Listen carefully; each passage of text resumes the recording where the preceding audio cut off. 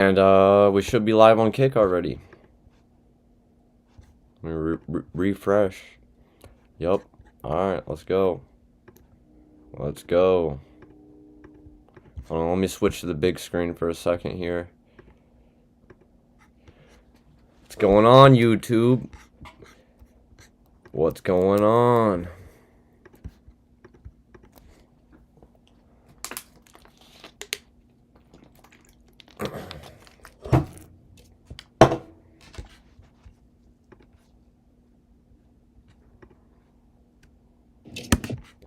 Alright, yeah, we're live on YouTube. She knows.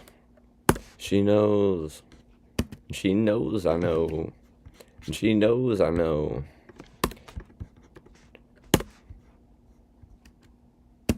She knows.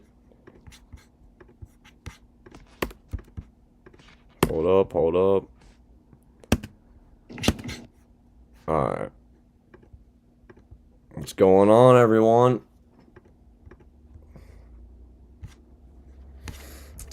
Alright. Let me get back to the... There we go. What'd he say? He said, when you going live, you just went live.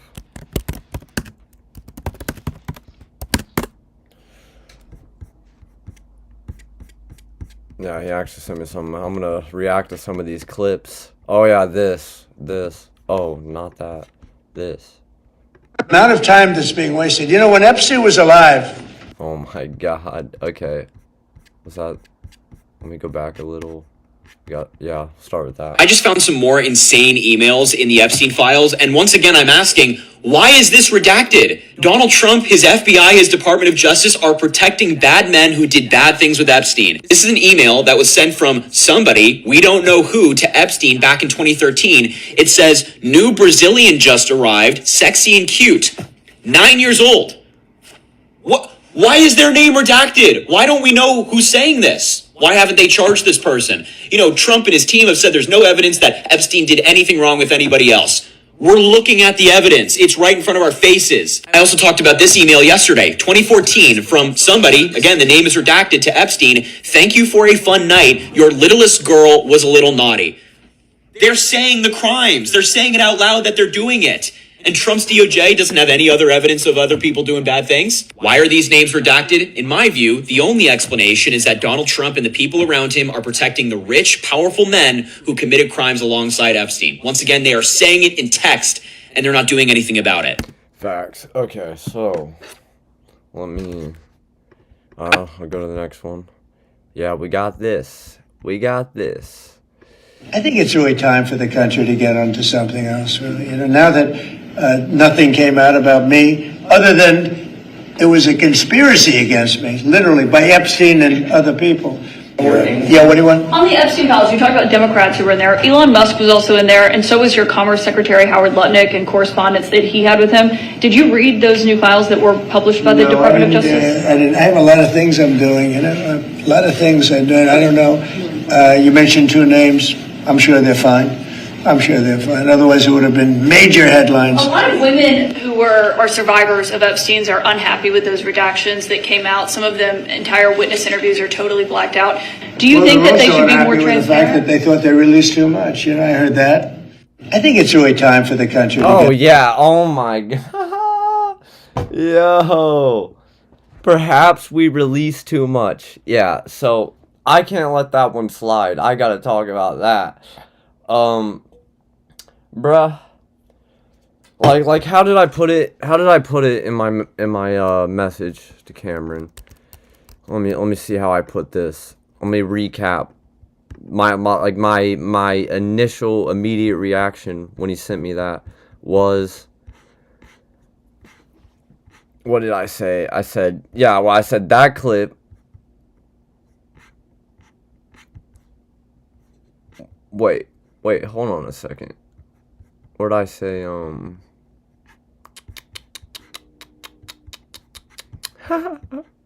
Yeah, I gotta be careful. Gotta be careful.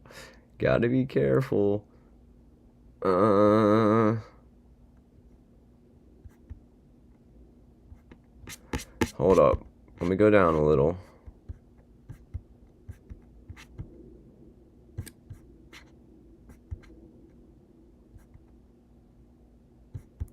Oh yeah, there it is. There it is. I like that. This is my initial reaction.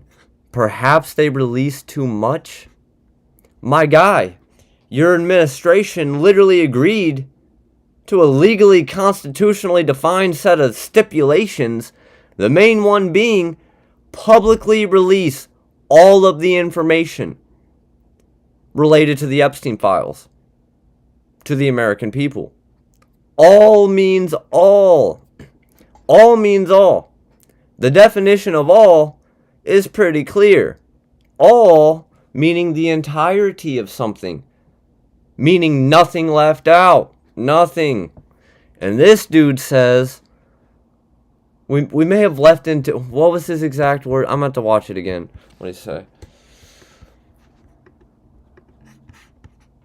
Come on, TikTok. Why can't I click on it? Oh, the mic cord. What? What's going on here? Get onto something else. It's really time for the country to get onto something else, really. Now that nothing came out about me, other than it was a conspiracy against me, literally, by Epstein and other people. Yeah, what do you want? On the Epstein files, you talked about Democrats who were in there. Elon Musk was also in there, and so was your Commerce Secretary Howard Lutnick and correspondence that he had with him. Did you read those new files that were published by the Department of Justice? I have a lot of things I'm doing, a lot of things I'm doing. I don't know. Got a lot of things he's doing, like trying to hide the files from everybody and not releasing them, and partying, associating with PDF files. You mentioned two names. I'm sure they're fine. I'm sure they're fine. Otherwise, it would have been major headlines.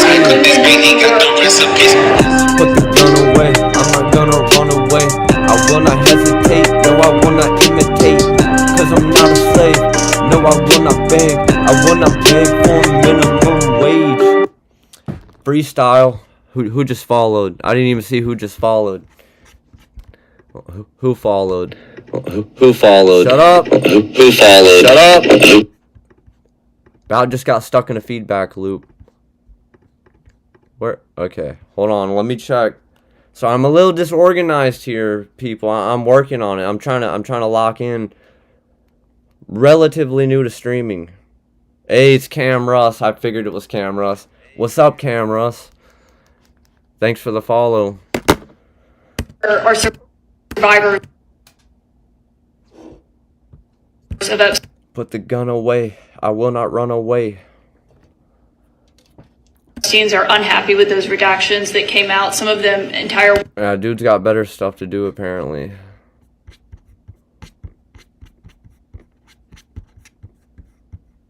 Amount of time that's being wasted. You know, when Epstein was alive, like 10 years ago, nobody cared about it. But they're only doing it. But now it's really hitting back on them because Bill Clinton is such a big part of it. The Democrats are pushing it. And the problem is that it's turning out to be the Democrats that were with and conspired with Epstein.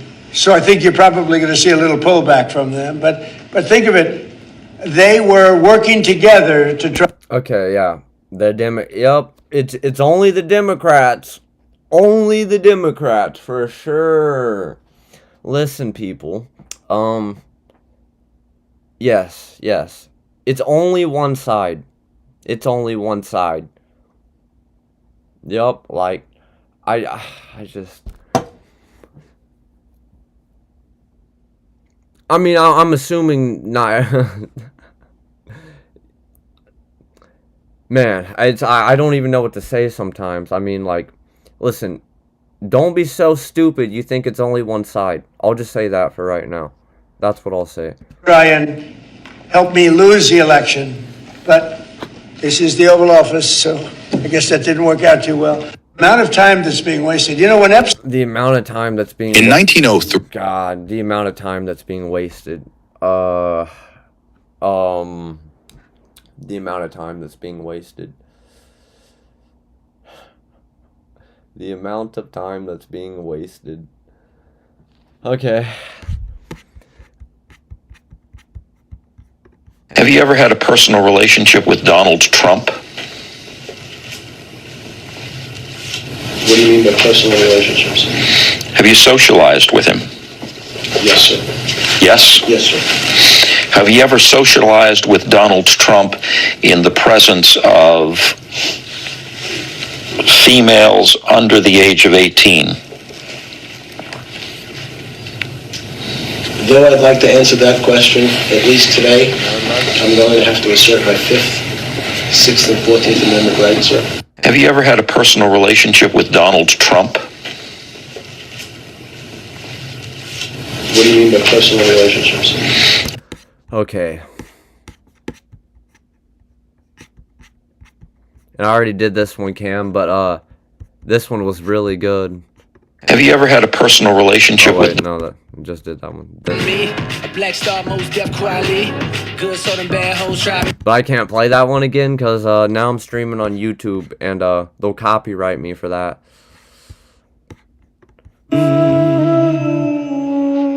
Epstein. അനുഗാമിയില്ലാത്ത പഥിക തുടർന്നാലുമിടറാതെ നിൻധീര Epstein file before Epstein file was not a thing. Oh my. Yeah, for real. So the DOJ has dropped 3 million Epstein files. They've dropped 3,000 videos and 180,000 images. Oh yeah, this was the MAGA cope. Oh my god. Okay, people, look, we're gonna watch the video. Then we're gonna read the comments. DOJ has dropped 3 million Epstein files. They've dropped 3,000 videos and 180,000 images. And they stated that Donald Trump is not implicated in any way, which is of no surprise to anybody that actually cares about the victims and justice and not a gotcha moment. You've had over 2... Hey, hold up a second. A-Sucks Play said, sorry, Dan. Left my cock stack in my buddy's house, so I was grabbing that quick. What's a cock stack? Pardon me if, for my ignorance, but, I don't believe I've heard of a cock stack before. 100 victims all say... If you wouldn't mind,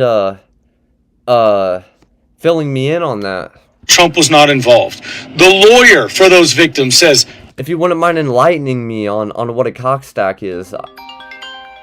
Who is this? Chicken and fries? Chicken and fries. Now I'm getting a call from... I guess I'll answer. Alright. Yo. Hold up. Yo. Yo, you can hear me? Oh, it's you. Okay, listen. I didn't know it was you because I'm streaming and I thought like somebody was like call. So, Oh, my bad. I changed my email. Wait, real quick. Let me say something. wait, no. I mean, okay. What do you gotta say? Bro, what's going on, dude? Like, apparently crypto's dropping like crazy. Oh, okay. Well, you know what? Okay, you know that's actually somewhat relevant right now. Yeah, that's what my friend just said. He just said. Bro,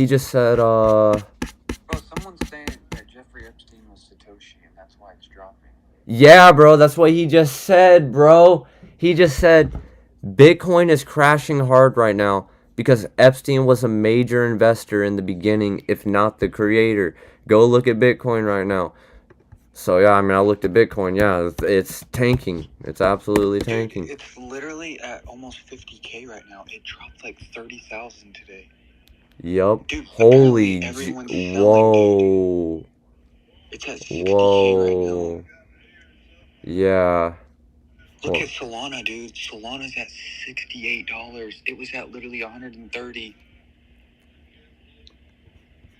Dude, everything is dropping fast. 78. I wish I would have put a sell order in. I would have made probably like $100,000. If I put a sell order in, I could have made a lot. But that's why I'm wondering, like, what's going on? Why is like, dude, I could have got rich off this drop if I sold. You hear me? Yeah. I wasn't expecting this. Dude, apparently everyone on Twitter's like, get rid of your crypto now. Apparently Trump sold his crypto too. Yeah, okay, well, I mean, whatever. They're saying that this drop is literally as bad as when COVID hit. Remember when the markets dropped during COVID? Yeah, I mean, dude, I mean, I have been telling you we're in a recession. I have been saying that. Dude, honestly, it's a good thing, though, because now it gives us another chance to get in while it's cheap.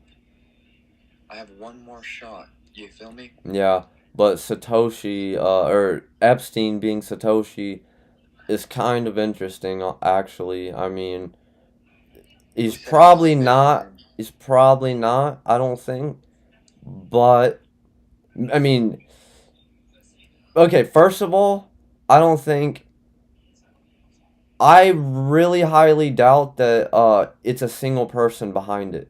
I don't, the idea, the notion that it's one person that did this, created this, I find that kind of hard to believe. Like, I'm not saying it's not possible. I'm just, but yeah, it's more, seems more realistic to me, more yeah, like more realistic to me, plausible that it's some intelligence agency or organ, like, you know, it's not a single person. And also, yeah, like I've been saying, like, for a while now, which is, we don't even know if Satoshi is even a real person to begin with.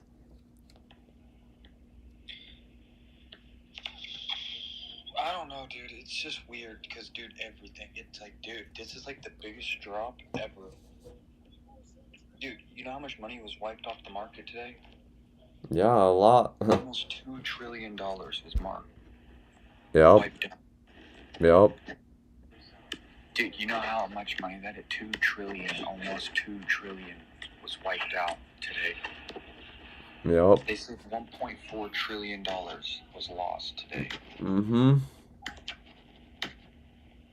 1.4 trillion. Wow. Okay, well, yeah, I mean,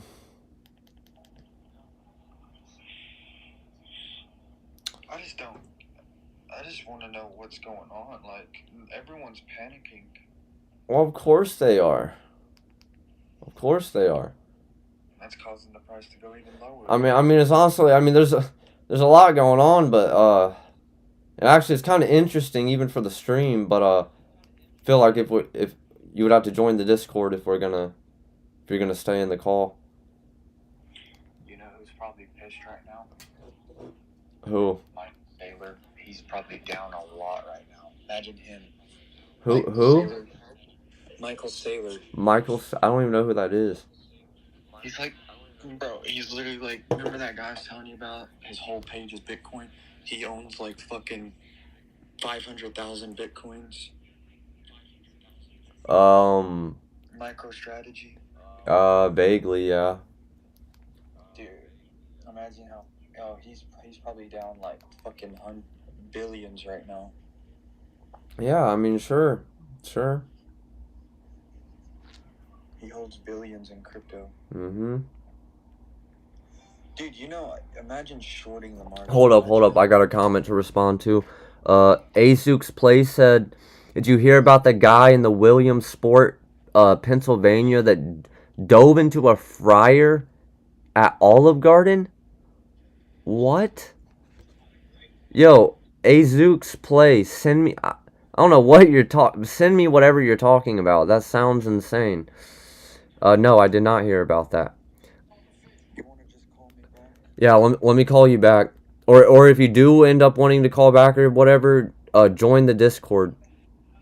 Alright, for sure. Alright. Peace. Alright, sorry about that, everybody. Even though that was kind of that kind of was a, you know, a relevant subject to bring up real quick. Cause yeah, that's wild, dude. What the? I don't have any money in Bitcoin because yeah, for various reasons right now. But I mean, not anything significant. But yeah, let me get back to the MAGA cope. Trump was not involved. Let me run it from the beginning. So the Jesus, that was probably pretty loud, wasn't it? DOJ has dropped 3 million Epstein files. They've dropped 3,000 videos and 180,000 images. And they stated that Donald Trump is not implicated in any way, which is of no surprise to anybody that actually cares about the victims and justice and not a gotcha moment. You've had over 200 victims all say Trump was not involved. The lawyer for those victims says Trump was not involved. He's the only one that answered their subpoena and cooperated, unlike Bill and Hillary Clinton ignoring their subpoenas from Congress. You had the 12 women on NBC say Trump wasn't involved. The FBI said Trump wasn't involved. Now we're going to have over 3 million files, all of these videos and images, and Trump is still not implicated. And you people on the left will still be pissed you didn't. Oh my lord. Okay, I'm just gonna read the comments real quick. I just want the reason I'm covering this one is because when I read the comments for the first time, I actually, no joke, thought everybody was being sarcastic at first. I thought everybody was being satirical, like, and then I realized they're being serious. If Trump was in it, it would have been Kamala's golden ticket to presidency. Okay, I mean, that might be true, but okay. The left watching this, blind man, okay, whatever. Don Lemon was arrested. Don Lemon was arrested. Okay. I don't see how that has anything to do with this, really, other than the fact he's in the files, yeah. But, okay. Okay. If Trump was involved, we would have heard about it while Biden was in office. See, that I thought was sarcasm. And then I realized this guy is serious. Bro, what the Nah, man. I mean, like, I don't even have to say nothing. Like, even a 10-year-old. Actually, I can't say that because I actually thought it was sarcasm at first. So, yeah, I'll just leave that there, I guess. The MAGA coat is real, and, like, I'm not even being political right now. I'm not picking a side because, trust me, I was buying into a lot of Donald Trump stuff, just like I was telling my friend Cameron in our conversation last night. Yeah, I was buying into a lot of it. My dad thought I was switching to a Democrat or something, cause whatever, like. But this ain't even about politics, though. None of it is not about politics. It's about exposing these mother flippers for being not good. PDF files. So is that okay? We got two more from Cam.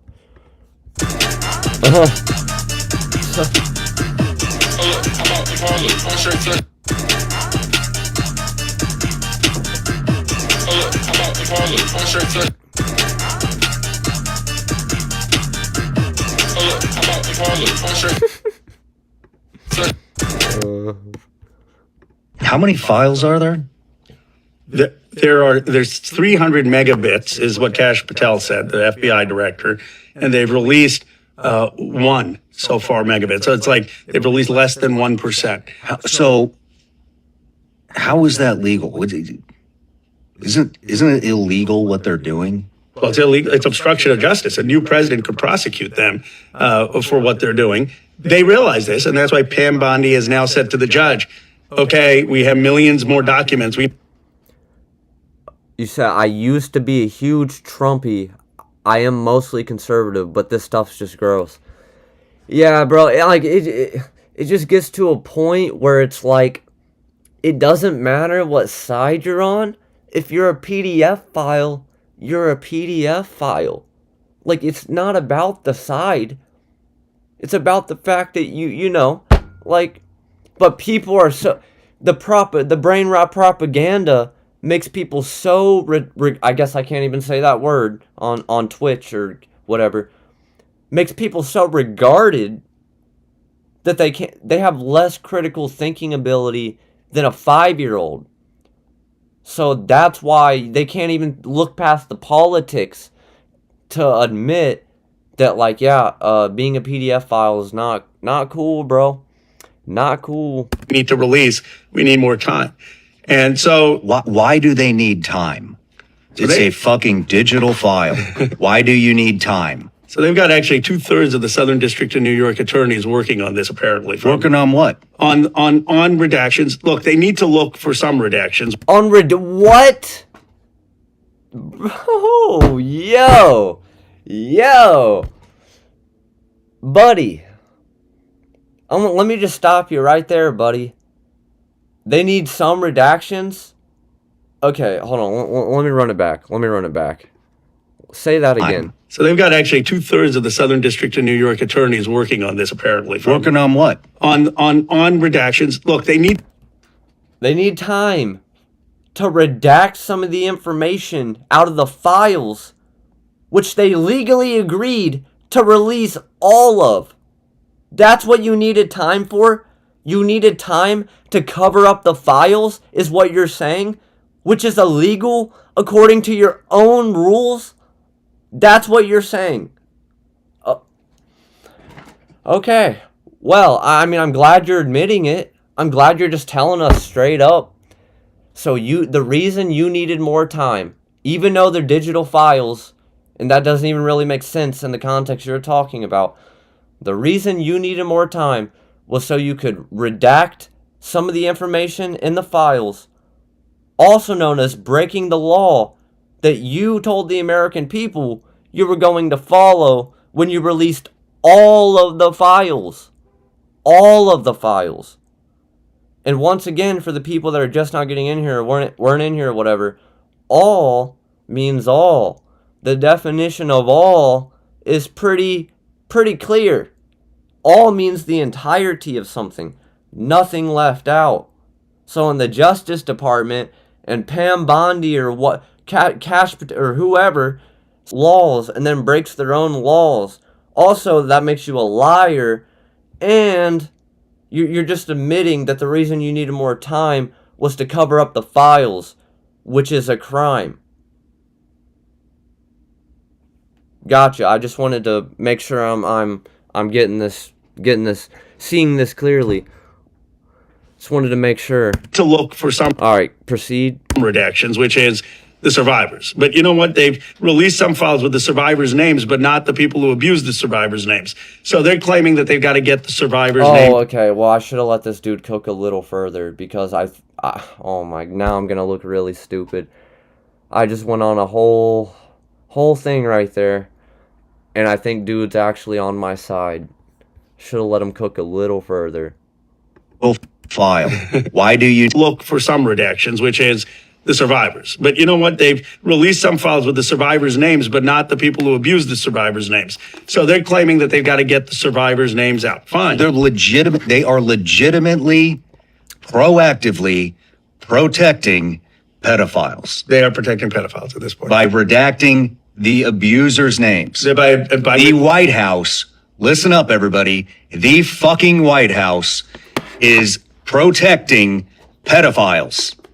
You hear that? They're fucking protecting pedophiles. That's what the fuck they're doing. and they're doing it because these people are rich, because they were donors, because they're powerful politicians. I owe this guy an apology and the stream an apology. I was kind of going in, cooking him, and I didn't even let him finish, and he was actually on my side. He was pretty much saying what I was saying, but like it sounded like he was saying it, but he was basically quoting the government pretty much. My bad. But still, like 99% of what I just said is still valid, and I'm still probably going to clip that later because I think that was pretty valid. Look, I don't want to stoke baseless allegations, but it's clear to me that there's been some connections to foreign governments. Which foreign governments? Oh, there's connections of certainly in the files to Israel. We need to know what those connections are. There have been questions and connections to Russia and the Russian oligarchs. We need to know what that information is. And from survivors' lawyers, they're saying there are other national security agencies involved. I mean, think about it. How does Epstein, as a school teacher, end up with $500 million? It's a great question. He didn't invent AI.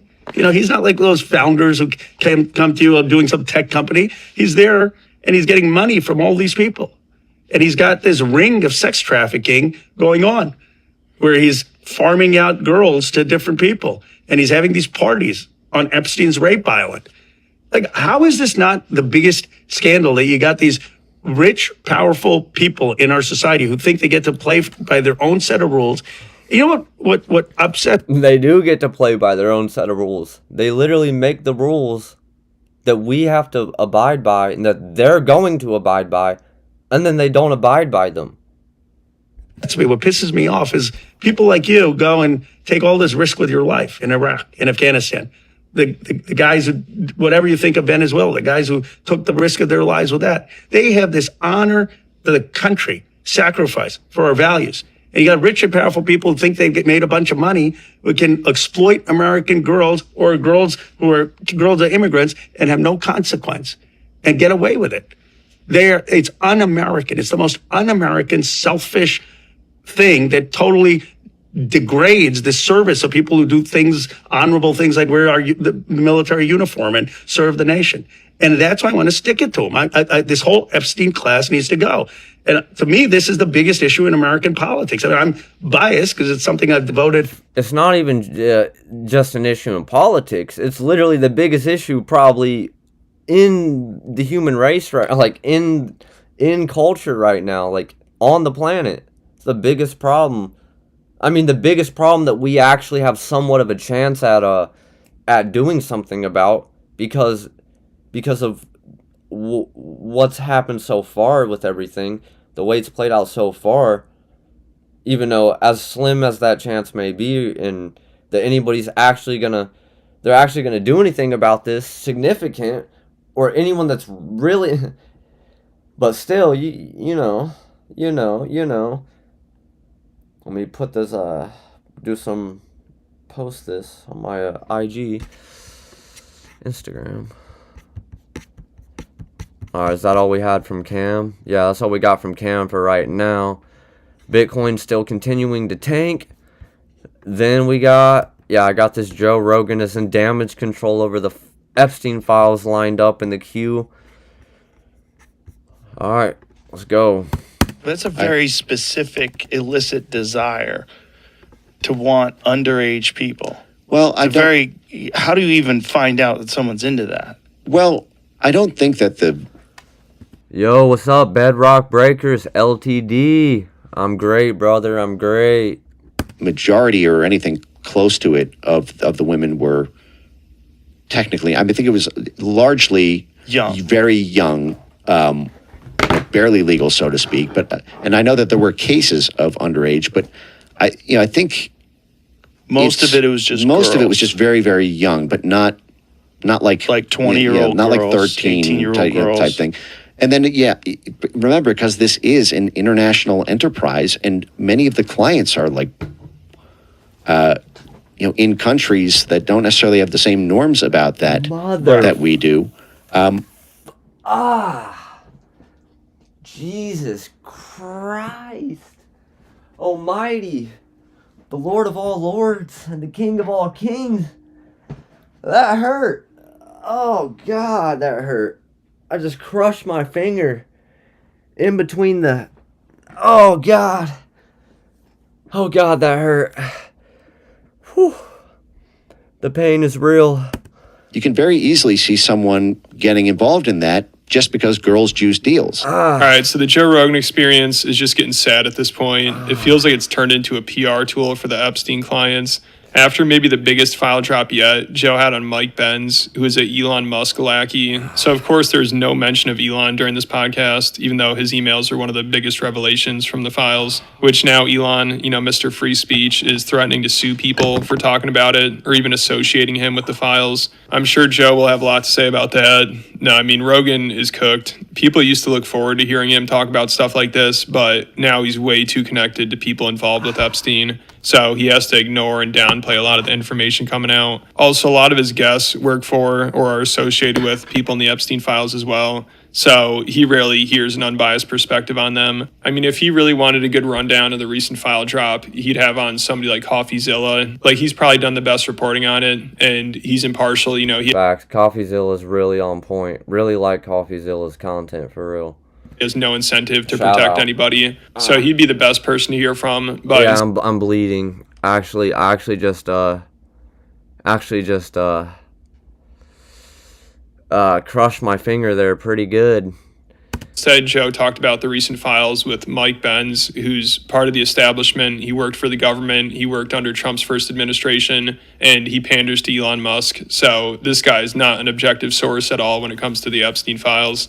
And during this podcast, he spent a lot of time trying to downplay, but also almost justify the child sex trafficking allegations and convince people that it wasn't a blackmail operation, which Rogan barely pushed back on. Like, he used to say it's a pedo island with cameras everywhere. They have dirt on all these high-profile people. But now it's like, were they really underage girls? Is there a blackmail operation? God. And yo, oh shit. Oh man, I think I got blood on my favorite jacket.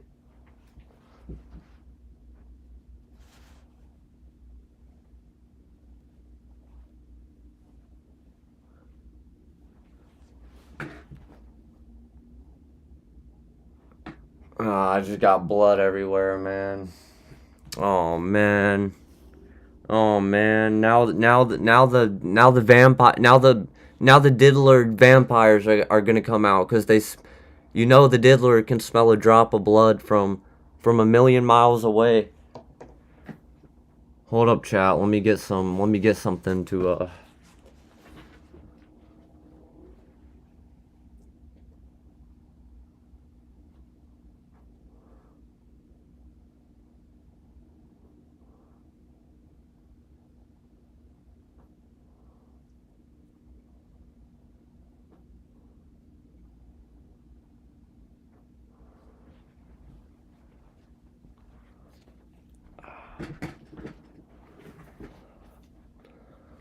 Jeffrey Epstein, for the past 3 years of their lives has been the best weekend they've ever had. Hey, there's no such thing as luck, my guy. There ain't no such thing. Luck don't exist. It's all God. I mean, that was my own ignorance and clumsiness or whatever, but you know what I'm saying. I don't believe in luck personally, It's pretty much destiny, more of it than it is luck. Not even destiny, but yeah, kind of destiny. But yeah, I don't believe in luck is the point. But it wasn't fun though. Didn't feel good. Has made them feel alive again in their mid 50s or 60s. Has opened all sorts of other deals for them, and this deal might work out. So I'm afraid that if I say no to Jeffrey Epstein on this deal, I'm not going to get an invite to the next party. I'm not going to be able to get laid again with. In the public eye, the narrative is underage girls. And this is the thing that makes it so disgusting. When people talk about it, everyone says kids on the island. This is the big conspiracy about it. And this is the reason why people are so outraged about it. My concern with the runaway train on that is that it's a massive manhunt for something that it may be true. To me, it's a needle in the haystack. It might be true. Good luck looking for it. It would seem ludicrous to me that Epstein doesn't mean it's impossible. But logistically, if Epstein ever directly threatened someone, proactively, that is, if the person tries to blackmail Epstein could, reactively say, well, I've got shit on you too. True. But proactively and really, really do someone in like that, and word gets around that happens, everything everything he built goes, the whole Rolodex finds out. So it sounds like he's trying to convince people it's not really worth looking into the underage trafficking and blackmail aspect of the files. But then he'd go on these. Oh, he was just saying that just to say that. See, bro, I can't, bro. Sometimes you let your guard down for 2 seconds. Next thing you know, you just bought into somebody's brain rot propaganda cope. It's wild. It's like I was agreeing with dude, but I didn't realize he was just saying that to win me over on his bigger point, which was protecting PDF files. Like, no, bro, stop it. Stop. What is wrong with you people? Stop protecting PDF files. It's not that hard. It's not that hard. Grow a spine. Long-winded monologues about the more important aspects of it, and he'd just be all over the place. Like, he'd be talking about Epstein, then jump to like 10 other topics, and people in the comments are just like, I've never heard someone say so much without saying anything. And Rogan posted a clip of them talking about the Epstein files to the JRE Clips channel, and all the comments are negative, calling Rogan a sellout and saying he's compromised and trying to do damage control. Because there's so much new information from the recent files release, and it seems like Joe and his guest didn't talk about any of that. And instead, his guest tried to convince people that it's not really worth looking into the child trafficking aspect of it. You know, the most heinous part of the files isn't worth looking into. So we used to hear Epstein had compromising tapes and pictures on all these high-profile people. You know, his whole house was rigged with cameras, but now Rogan's guest is trying to convince us that there was none of that because word would get out. He tries to say if Epstein told someone he has dirt on them, they'd go running and tell their wife, which just sounds ridiculous. You know, if Epstein told someone he had a video of them molesting a kid, I don't know if they'd want to go tell someone about that, especially their wife. Also, he's like, nobody's even ever claimed they've been blackmailed by Epstein. But again, why the hell would you admit that? Why would you want to tell anybody if you were? And I'm sure a lot of the blackmail is implied. Like, Epstein didn't really have to threaten many people because you just assume if you're at an Epstein party, there's probably video of it. I've never been convinced that the central role of the Epstein young girl, in my view, sidebar of the Epstein money laundering story is that it was for blackmail. And part of this is because the moment Jeffrey Epstein officially threatens somebody with blackmail, and that person tells his wife, and that wife tells her friends, and that gets out to somebody else that knows Jeffrey Epstein's access goes away overnight. That's the sort of thing that even a rumor of that spreading, and nobody else is going to want to do business with them. So you think people just assume it's blackmail because that is how you would blackmail someone, especially underage girls? I think it is very possible that there could have been indirect blackmail, meaning Epstein passes it on to an intelligence service, to a corporate espionage client or something. But even then, I mean, imagine, for example, if, like on the Bill Gates thing, like there was Bill Gates gets an email, I have a video of you sleeping with this person, and or somebody much lower level. The moment they send that to the press, if in order to, they figure they have nothing to lose. I mean, there's not been anybody in the 7 years that's transpired who said I was personally blackmailed by Jeffrey Epstein. I think because the moment you do that, nobody comes to your parties anymore. You lose all the access. You lose all the deal flow. And it's funny he mentions Bill Gates because that's an example where it looks like Epstein was definitely trying to blackmail him. Like Epstein was trying to hold that prostitution story over his head to get him to do business deals, which was one of the biggest takeaways from the files. So it's weird now he's trying to tell us that there's no blackmail when we basically got proof of it from the recent files.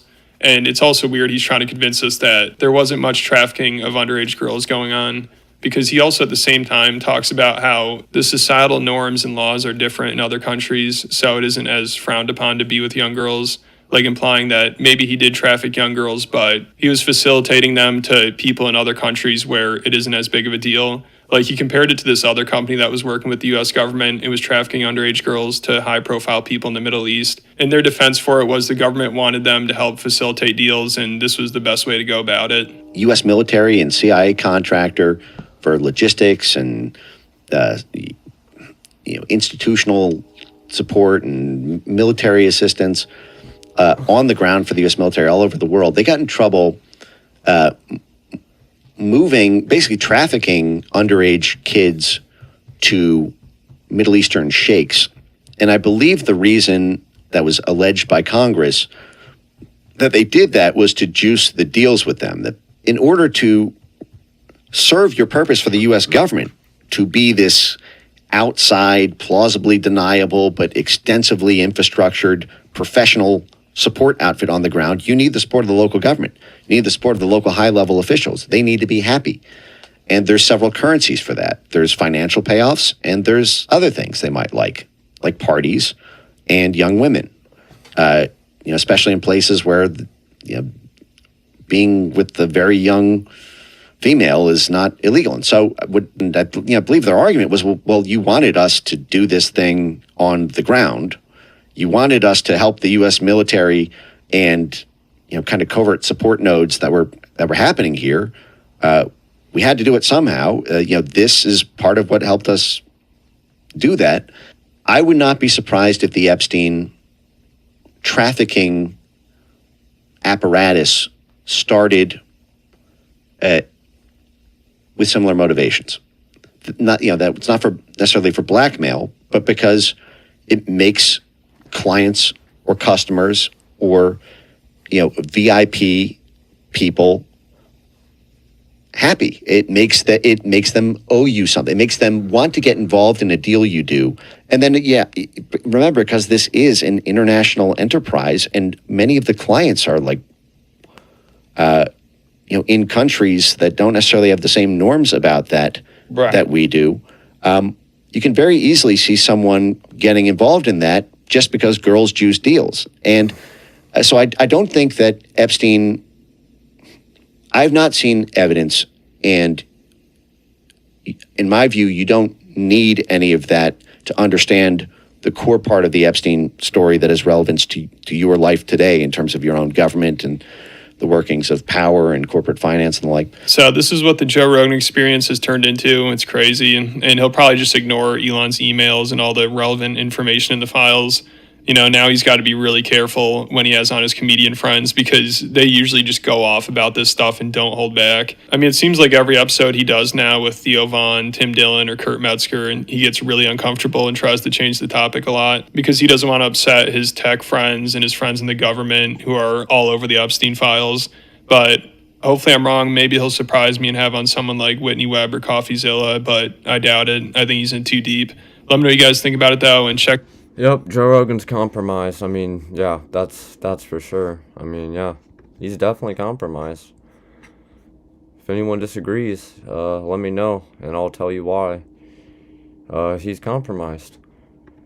So is this even? Let me see. I may have covered basically all of this with the clips Cam sent me. Trump just blew up during a disastrous press conference in the Oval Office when he was pressed by members of the media about his relationships with Jeffrey Epstein and the fact that he appeared 38,000 times in the partial release of the Epstein documents from Friday. Only 3 million documents were produced. There's at least 3 million documents that are still being concealed by Trump's DOJ. So when Trump was asked about his connections with Epstein and his appearance all over the files by Caitlin Collins of CNN, Donald Trump just lost it at her, and he started saying, my problem with you is that you are...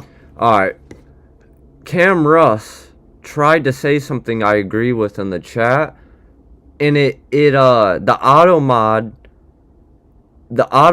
because it expired, it censored that for name calling. But I think if you say it again, I can allow it. Maybe get onto something. I'm not gonna go through this again. I don't think, cause I think I've seen the highlights of that. So, what do we got next? Other than the whole interview itself, which I plan to watch the whole thing in this stream, react to it. Maybe I will.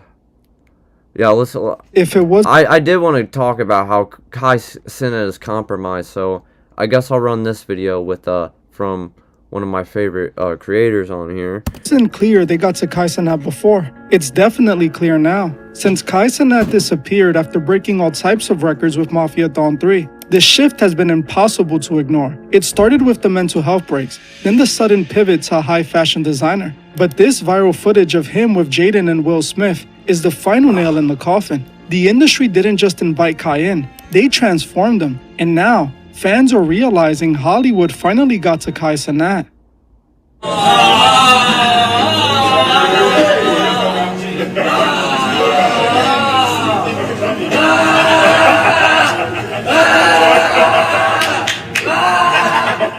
Kai Cenat has done the impossible. He escaped the streamer bubble and walked through the golden gates of Hollywood. For years, everyone thought streamers would always be second-class celebrities, but Kai broke every record in the book. He was the chosen one. But the question is, who chose him? We've seen this pattern before. A star reaches the pinnacle, and suddenly, the person we knew vanishes, replaced by an industry-ready puppet. Kai isn't just evolving, he's morphing in real time. And nothing proves this transformation more than his recent connection to the Smiths. With Jaden Smith recently becoming the creative director for Christian Louboutin, a partnership with Kai's new fashion brand makes complete sense. But the footage of these two together doesn't look like a business meeting, it looks like an initiation. It's off, it's eerie, and it is definitive proof that they finally got Kai. This footage from the Christian Louboutin event at Paris Fashion Week is covered in red flags. The first thing I noticed was the sketchy dark red lit room they were in. It looked exactly like what you would expect from a place where the elite meet up. Kai seems so out of place and lost that he almost looks uncomfortable. Kai is known for his over-the-top energy. It's what he built his career off of. But since he disappeared and reappeared, he seems so drained and lost. Jaden was also yelling repeatedly, almost ritualistically as Kai walked up the stairs. All while we can hear Will Smith laughing manically in the background like an evil villain.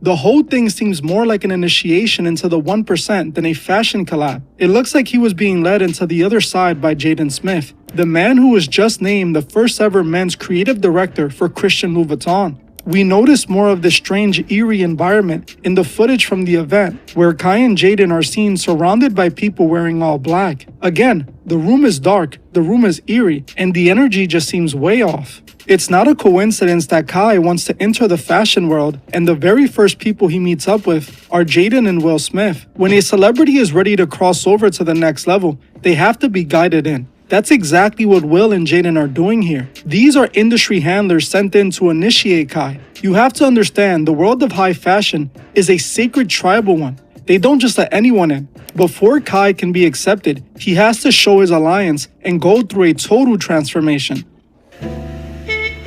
If it plugged. Nope. Nope. Nah. Come on, man. Come on. Not the wires, man. You can't chew on the wires, man. Seeing right now is Kai going through that process. He's playing out a script. Just last year, there was a viral video going around of Grammy security actually trying to block Kai from the red carpet because they didn't know who he was. He was being treated like an outsider. But then, Will, Jaden, and Willow Smith were there to save Kai. They walked up to security and physically brought Kai into the Grammys and into their inner circles in front of the world's cameras. And taking a picture, I see Willow Smith, I whip my head back and forth, I whip my head back and forth. I see Will Smith while security is right here.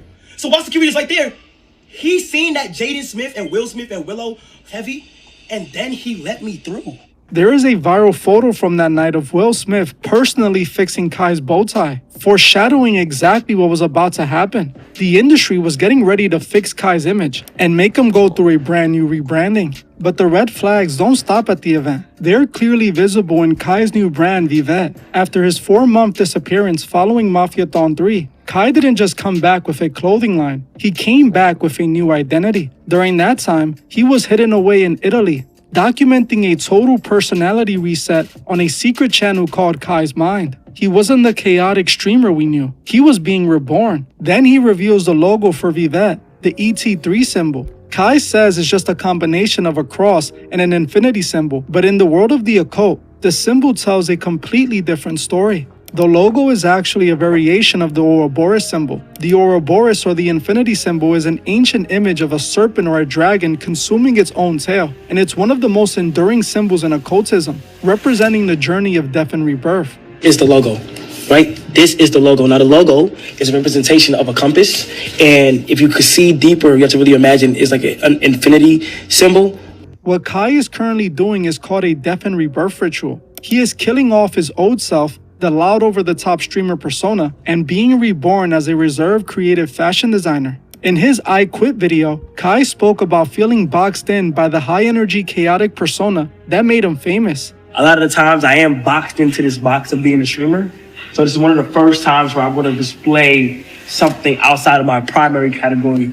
In occult terms, this is the death of the ego. Just as the Ouroboros eats his own tail to sustain itself, Kai consumed his own success, literally stepping away from his record-breaking streaming peaks to fuel a new version of himself. He is literally showing us this through this logo for his clothing brand and his recent behavior. Kai explicitly called the logo the symbol of infinity. To really imagine is like an infinity symbol. He is leaning directly into that Ouroboros symbolic meaning. The word vivet itself is Latin for he, she, or it will be forever. Vivet is Latin for he, she, or it will live forever. And that is what I want the clothing man to do. It's a statement of immortality. By killing his persona, he intends to create a brand that outlives his temporary internet fame. This is all clearly tied to the occult, and Kai himself admits that. By Kai saying he was shedding his skin, that is a reference to the death and rebirth. His collab with the Smith family just further confirms this. Is it a coincidence that Jaden Smith, who was just named the men's creative director for Christian Louboutin, is the one mentoring Kai's new brand? Fans are already dragging Kai, calling this new persona performative and forced. They can feel that the old Kai didn't choose this. He was chosen. He even brought a Vivet journal to Paris Fashion Week, literally taking notes like a student while being guided by industry giants like Pharrell Williams. This isn't a streamer making a merch line. This is a transformation being managed by the highest levels of Hollywood. If you pay attention to the designs that Kai's shown, it's giving off Balenciaga vibes. Dark gothic high fashion clothes that we everyday people are not meant to understand. Think about the people Kai has been hanging around since he made it to the next level. The celebrities aren't just showing up to his streams anymore. Kai has been showing up at their high society events. Think about that. He is now running around with Will Smith, the same man who is currently being sued by a former musician who worked with him, who accused him of grooming him for the industry. Many people also think Will groomed Jaden, and that's why he's the way he is. Jaden's recent look ever since he was given that position at Christian Louboutin is truly dark and disturbing. He's been running around with red paint on his face, looking like some sort of red-faced demon. People see everything Kai has been doing and they just don't understand. Why quit streaming when you're the biggest? Why walk away from the empire he built? Well, now you understand what this is all about. The question we have to ask ourselves is, what was the real price for Kai's seat at that Hollywood table? Fans are already beginning to notice the cracks in the persona. At Paris Fashion Week, Kai was spotted everywhere carrying that black Vivet journal, supposedly filled with the fashion designs, but the reaction wasn't what he expected. Thousands of his fans called it performative and forced, pointing out that the journal looked like a prop, a script he was told to carry to prove he's a serious designer now. Looking back at Mafiathon 3, you can see exactly where this ritual began. Moments like the humiliation ritual involving Ray J, or the spiritual ritual of LeBron James cutting Kai's hair on the final day, were the moments his old identity was officially shed. Kai's hair cutting during Mafia 3 might seem like just a funny celebration for hitting 1 million subscribers, but if you look deeper, it mirrors the biblical story of Samson almost perfectly. In the Bible, Samson was the strongest man alive. His power was tied to his Nazirite vow, symbolized by his uncut hair. He was an outsider, a warrior that the Philistine elite couldn't control or defeat in battle. But they eventually found his weakness, a woman. They used Delilah to trick him, and while he was vulnerable, his hair was cut. The moment his locks fell, his supernatural strength vanished. He was immediately captured, blinded, and forced to work as a slave for the very people who used to fear him. Now look at Kai Cenat. Kai was the Samson of the streamers. He was successful and didn't need the industry. But then, the industry tempted him with levels of fame that he couldn't refuse. They used that offer of more to symbolically and physically cut his hair. On the final day of Mafiathon 3, we saw a ritual played out in front of millions. It wasn't just anyone cutting his hair either. It was LeBron James, the king of puppets himself. one of the biggest gatekeepers in the industry. Last one, guys, last one.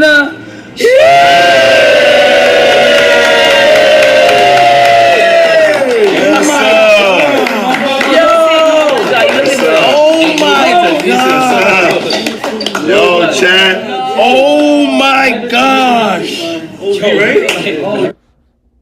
When LeBron cut those locks, they weren't just changing his look. In my eyes, they were cutting his connection to the divine and compromising his soul forever. They tempted Kai with endless power and riches, and he fell for the bait. Like Samson, Kai went through a period of blindness and disappearance immediately after the haircut, only to reappear months later in these eerie red-lit rooms with Jaden and Will Smith. One thing is for certain, the day Kai Cenat let LeBron cut his hair was the day the old Kai officially was no more.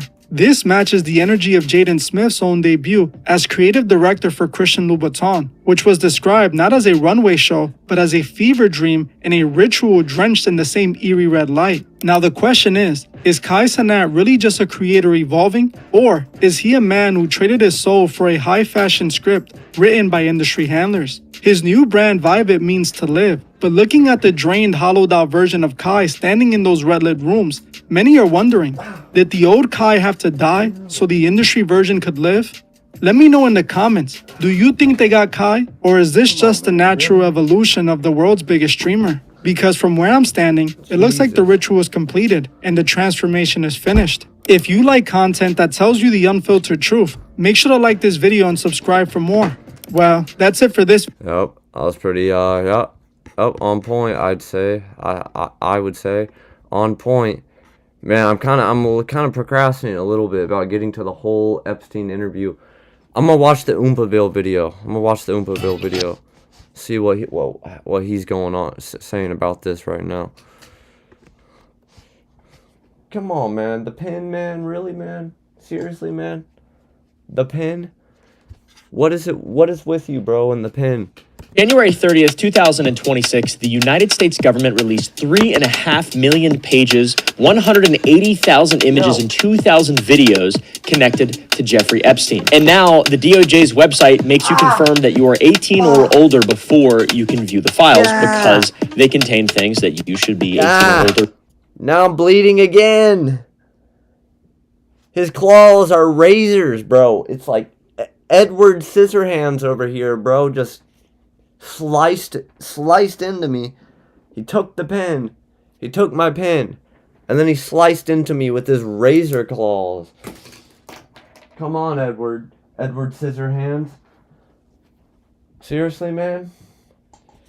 Now I'm bleeding on two hands. To look at. Now roll the clip of Blanche telling us what they left out. Any depiction of CSAM or was obviously excluded. Anything that would jeopardize an active federal investigation. And finally, anything that depicts or contain images of death, physical abuse, or injury, also not produced. So there are images of death and torture and evidence of active investigations? They left all... Okay, so wait, hold on, though. What about all the stuff that they said in July? What about all that stuff? What about what Kash Patel said? What about all that stuff? Anyways... Yeah, exactly. That's what I'm saying. What about all that stuff? I guess we'll just move past that. So remember the terms at which the files were to be released? You are allowed to withhold files in the interest of national security or foreign policy. Remember that? Are files being withheld on that basis? It doesn't seem like it. It seems like files are being withheld to protect people still. That's what it seems like. And I don't think that the people that are being protected are the victims, unfortunately. Most of them want all this out. So our government is telling us in its own words that it has proof of death, torture, and proof of abuse that is so graphic that they will not show it to us, but it's not a matter of national security, apparently. So, and yeah, once again, the FBI director, this guy, sorry. Apparently. So, and yeah, once again, the FBI director, this... Man, Kash Patel, bro. Dude really looks like he's traumatized. He really does. Frickin' guy, said that there is no Epstein list, no blackmail, no client list, nothing to prosecute. Who, if anyone, did Epstein traffic these young women to besides himself? Himself. There is no credible information. None. If there were, I would bring the case yesterday. that he trafficked to other individuals. And the information we have, again, is limited. So the answer is no one For the information that we have in the files. in the case file. Okay. But what about the others? What about what they just said? Am I just stupid? They have 3.5 million pages they've released, and still millions more to come out. So yeah. That all being said, what did come out is very bad. There are exposed emails from Elon Musk's SpaceX account. There's blackmail material on Bill Gates, which of course they would let that come out because Bill Gates is a commie. A sitting commerce secretary was caught lying. 3 royal families implicated, intelligence agencies implicated, and an FBI chart naming 8 co-conspirators. Wait a second, I thought there weren't any. And obviously the president did tell a congresswoman that the files would, quote, hurt people. Yeah, hopefully it hurts the people that deserve to be hurt. I mean, what? Also, going through this, I implore you to not make this whole Epstein thing about a team or like a partisan thing, because everybody is implicated in the files. That's also what I'm saying. Both sides. Hold up. Excuse me. Both sides are compromised. Exactly. Very important point that people seem to not be getting as much as they should right now. Every single ideology is implicated, progressive, alt-right, all of it. It's all there and it's all bad. It is a small group of very evil people that control. It's a cartel, a private cartel. Next video is about that private cartel. Clinton is in the... Well, he's not... I would say it's a little more complex than just defining it as that. But see, the mob, the cartel, those are just one component of this giant cabal, which is so real, as I think my friend Cameron, I believe, informed me last. It might have been him. I think it was him, but somebody informed me the other day, recently, that the word conspiracy theorist the word conspiracy is actually a word that was created by no other than the Central Intelligence Agency, the CIA. They actually made that word, apparently, and from what the little bit of research I did on a surface level, seems like that's actually the case, which is pretty interesting when you think about it. Files. Trump is in the files. Somehow Trump thinks he's absolved after this latest release. I don't know if he can even read at this point. Every person who's like powerful, it pretty much on both sides, and the people covering it up are on both sides as well. Once again, it isn't about me and it isn't about you. It's about a private cartel of the most powerful people on earth who have total control over our government and have been able to do whatever they want for a really long time until maybe hopefully the next 50 years, it kind of all crumbles for them, hopefully. Also, the checks and balances that are supposed to exist, the institutions that are supposed to stop that evil and that just overreach, they either look the other way or are in on it, and that is why they look the other way. Blackmail moment. So, a couple months ago, Congress forced the release of the files, 427 to 1. That guy. Just kidding. His reasoning is like somewhat logical, and he's doing it out of principle. He knew. Anyways, the House voted to make these files public. Donald Trump signed the bill. The first batch came out in December of 2025, and immediately everything, 500 pages blacked out, nothing, less than 1%. It was total dog shit. They didn't even redact the files properly. You could just copy what was under the black boxes and then paste it. So, plus while people were looking at files, they just vanished from the website, and then they got caught and they put them back up. It was 16 files vanished from the DOJ website overnight, including this photograph of Don Lad Turnip with Johnny Epstein. No explanation, no announcement, just removed because they forgot to redact them, I guess, and it's clearly a cover-up, pretty much. It seems like that's what the reality is. A little over a month later, January 30th, the DOJ released the real big dump. 3.5 million pages. But the DOJ has identified over 6 million pages connected to Epstein, so they've released now a little over half. And the Deputy Attorney General said the review is over, but they're still withholding FBI victim interviews, prosecution memos, and hundreds of thousands of emails pulled from this guy's computers. He's emailing stuff about torture to people like it's some kind of weird... He's texting on email. Why is he texting via email? Also, he writes like an idiot. All these people do. And out of 3.5 million pages, still don't know who the co-conspirators are. I thought there weren't any co-conspirators. That they said that. That's on record. But for us, there is a ton of stuff to go through from the files, a lot more clarity. We now realize, we realized before, everybody's already known this, except for the government telling us that it's just not true, that these people are evil. All right, guys? They're bad and they're... Whoa. Shut up. Shut up. Shut up. Don't care. Wrong, and they're not like us. Buried deep within the 3.5 million pages was an FBI document called a confidential human source report. And a source told the FBI that Epstein wasn't just a predator, he was an intelligence asset and, quote, belonged to both U.S. and allied intelligence services. Hey, by the way, let me just take a moment because I haven't been checking. I don't have the Kick chat integrated into my stream. Okay, nobody said nothing yet. Wait, what's going on here? Wait, am I offline or am I online on Kick? Huh. Hold up. Let me figure this out. I can't tell, it keeps going back and forth.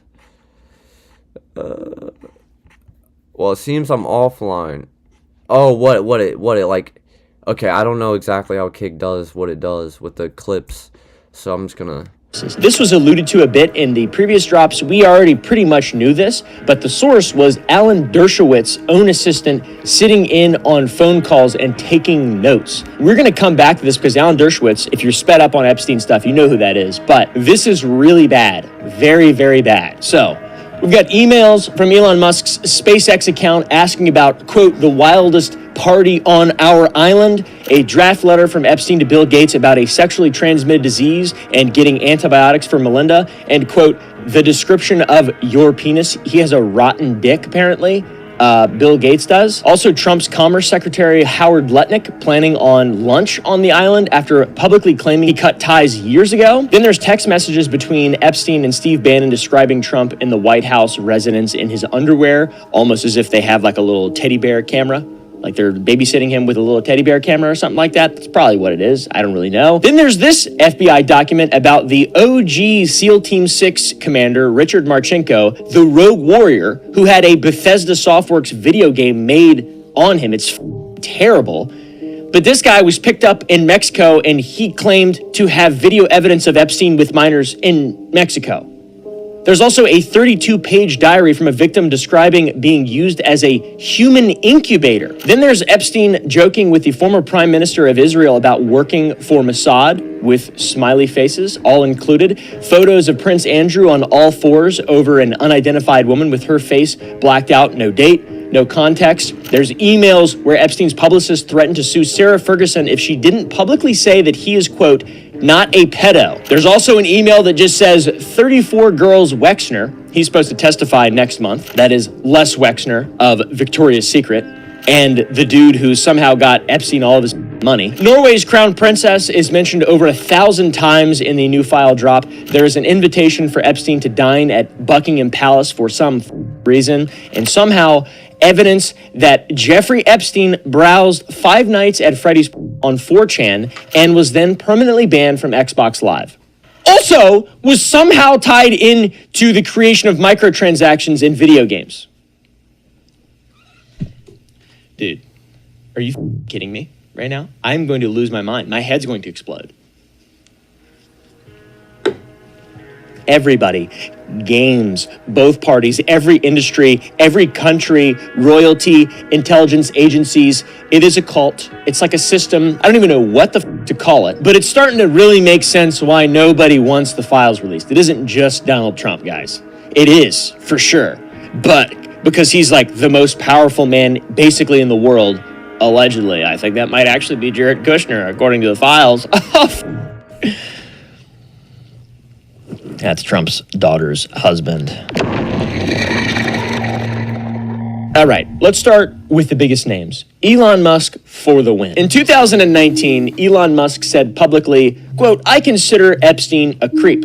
I declined to visit his island. And this has been Elon Musk's story for years. He barely knew the guy. He barely went to the island. I mean, he never went to the island. But it seems like maybe it's barely, though, actually. What was just released seems to tell a bit of a different story. In December of 2012, an email from Elon at SpaceX.com said, quote, "What day/night will be the wildest party on equals our island ? Our island?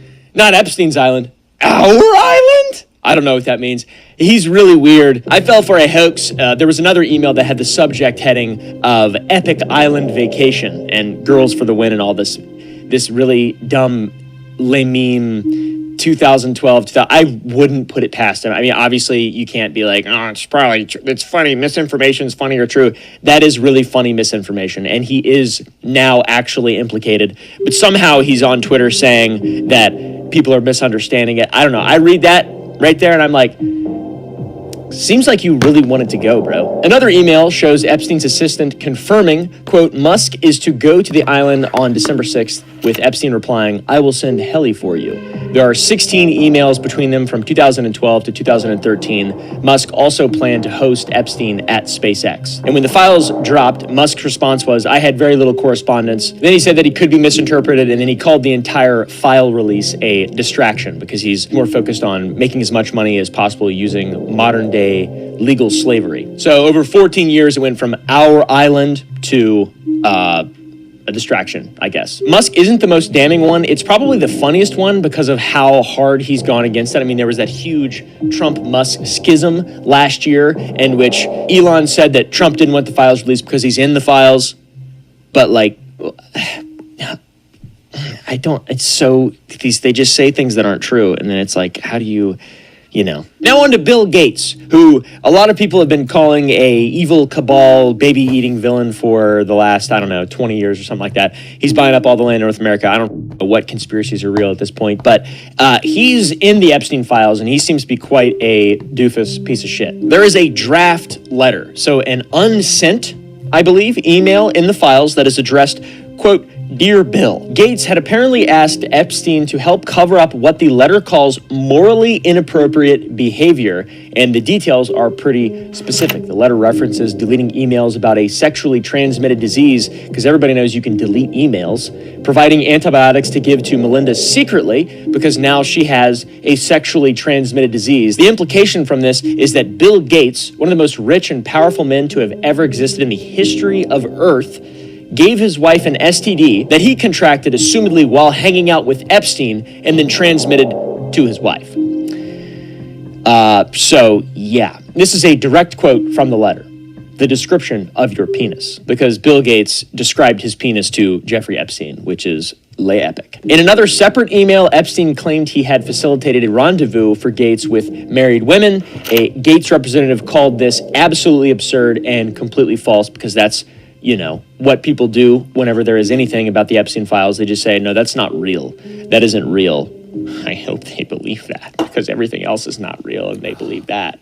They fall for all that stuff, even though it's not real, it's imaginary. Gates has said publicly that his relationship with Epstein was, quote, a mistake. But the files show Epstein didn't just know Gates, he had documented leverage over him. STD records, affairs, physical descriptions, blackmail. Their relationship spanned 6 years and included discussions about a $100 million partnership. They are pretty good friends. I've never discussed a $100 million partnership with anyone in real life, so I wouldn't know what that's really like. But it doesn't seem like socializing, just basic socializing. They seem like business partners. They seem like bros.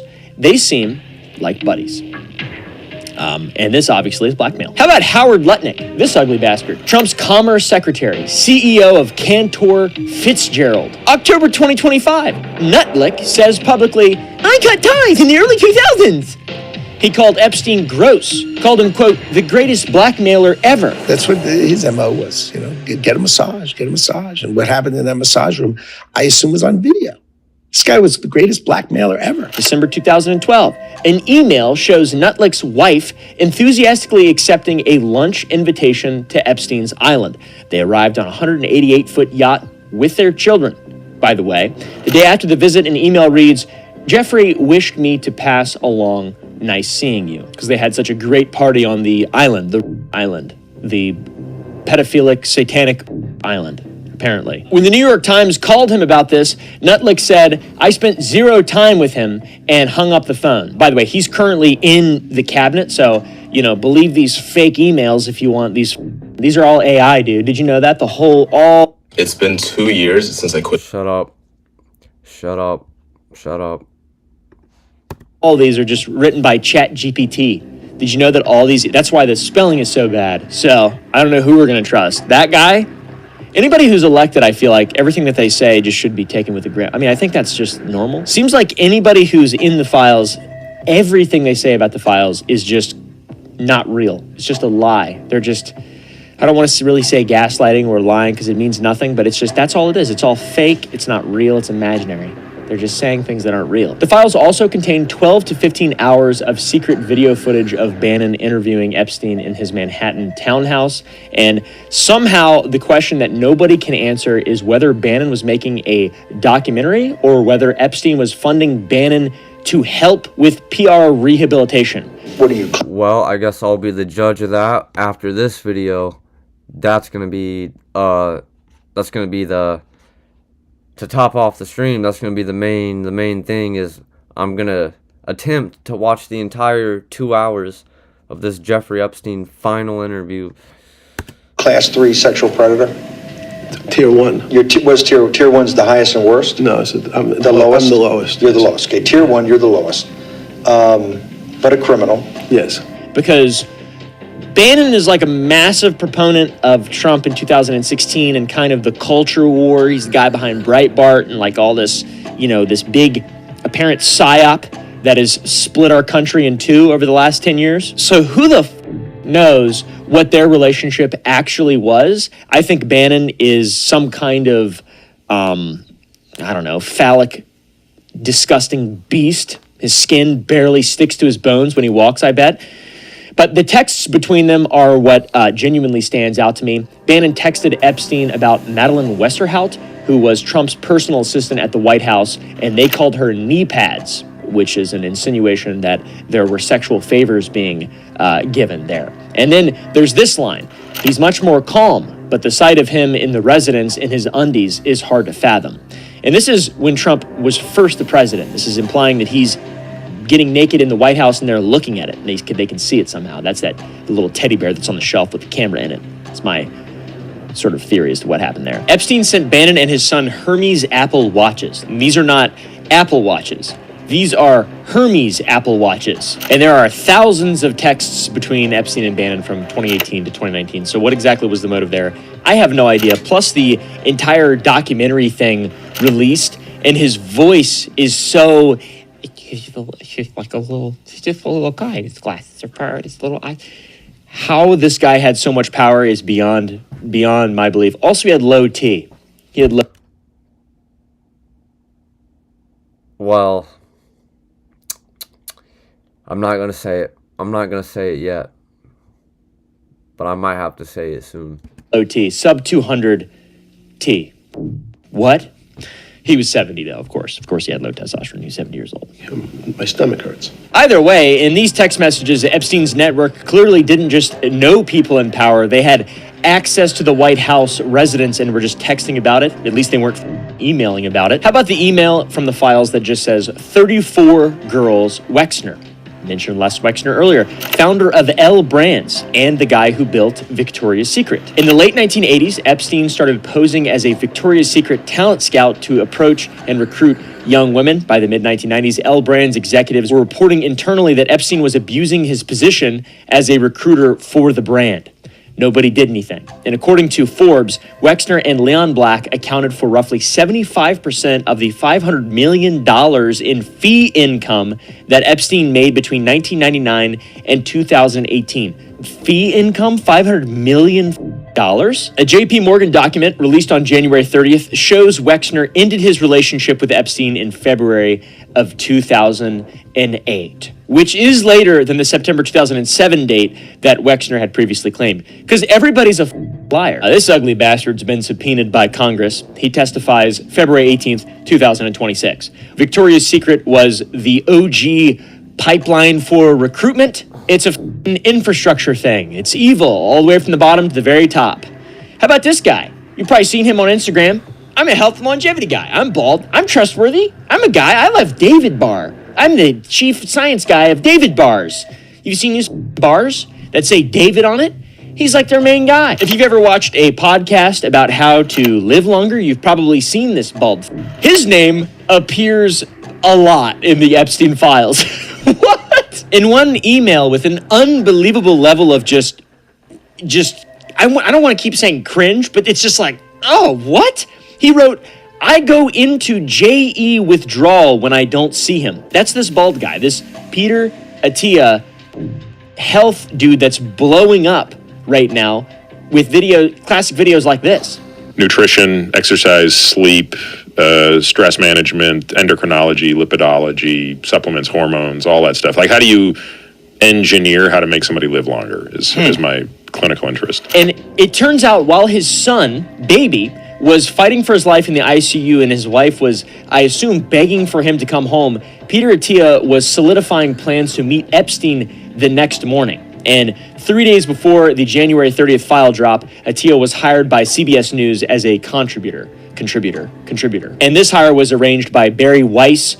Weiss's wife, Nellie Bowles, also exchanged emails with Epstein. They're all related. Then there's Brian Johnson, the anti-aging ex-Mormon blueprint guy, the really weird, creepy guy who has a Netflix documentary based off of him, who's actually seems to be regenerating himself. My speed of aging is currently slower than the average 10-year-old. On the 1st of February, 2 days after the files dropped, Johnson posted... Yo, Sergeant Donut, what's going on, man?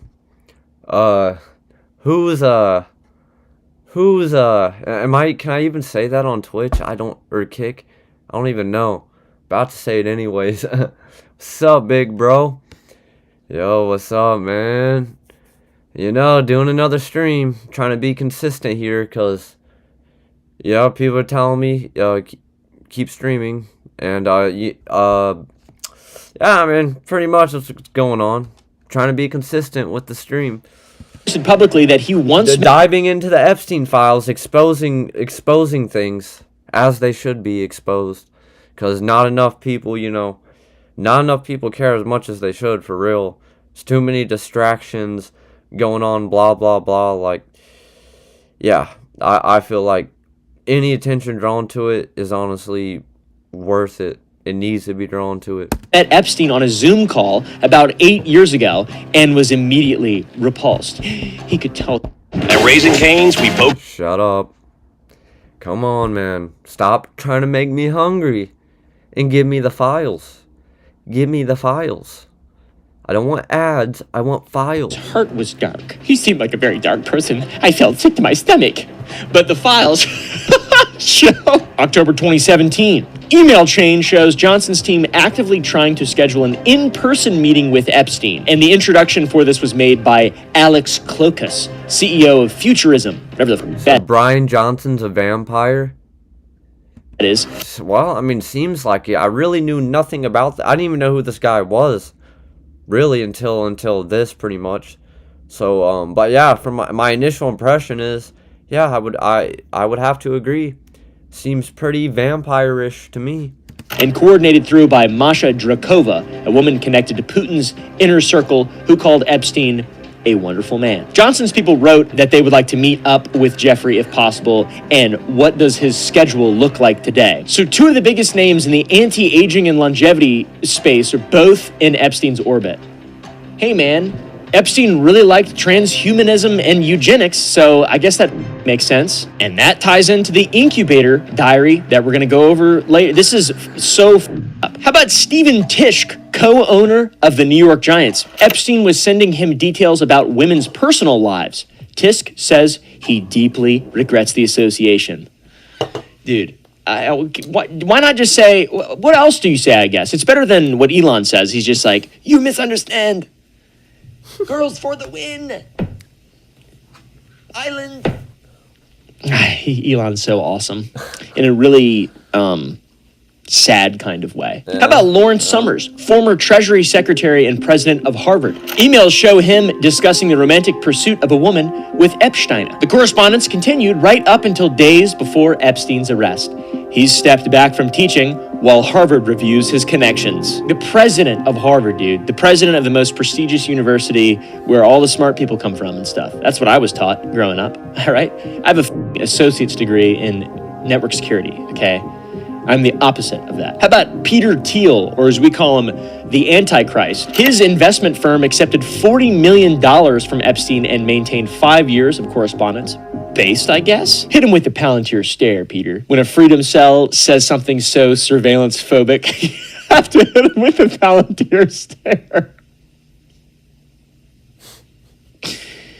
Anyways, Leon Black, founder of Apollo Global Management, which just sounds evil, sent Epstein a birthday gift that had to be x-rayed before delivery, which is an epic win. Christopher Poole, better known as Moot, the founder of 4chan, was introduced to Epstein at age 23 through Boris Nikolic, who was Bill Gates' science advisor. And the email says, he does not know that yet, so please keep it confidential. So there were secret travel plans arranged for a 23-year-old through the Gates network. Now, how about Casey Wasserman, head of the LA Olympics organizing committee? This person was exchanging emails with Ghislaine Maxwell, the only person who's in jail from all the files. How about Brett Ratner, the disgraced and now somehow legendary film director? He was photographed with Epstein and Jean-Luc Brunel, the other guy who died in a prison, but in France. He's in there. Ever heard of the movie Melania? That's his brainchild. I heard it beat Iron Lung in the box office. How about a Peggy Siegel email from 2009 describing an after party at Maxwell's Manhattan townhouse for the film Amelia? Apparently, Bill Clinton and Jeff Bezos were there. By the way, this is in 2009, after he's a pedophile and child trafficker. After. But he's, 2008, the banking crisis, and he's a banker and he's a money guy, so he's not, fully bad, I guess, at that point. People haven't realized that he's fully bad because it's still a secret. Or no, wait, he went to jail. So it wasn't a secret. I don't know if Epstein was a friend to all of these people or if he was some kind of service or what exactly was going on. It seems like a cult. It really does. It seems like this thing where these people have these ideas and they don't make any, well, they do make sense, but from the perspective of someone who might name their bank account Baal, after a evil demon that sacrifices children. I don't know. We haven't even gotten to the royals yet, by the way. How about the royals? 3 newly released photographs show Prince Andrew on all fours over an unidentified woman lying on her back. She is fully clothed in all 3 photos. Her face is blacked out. There's no date, there's no location, no context. The DOJ released them without any caption. It's just Prince Andrew looking weird.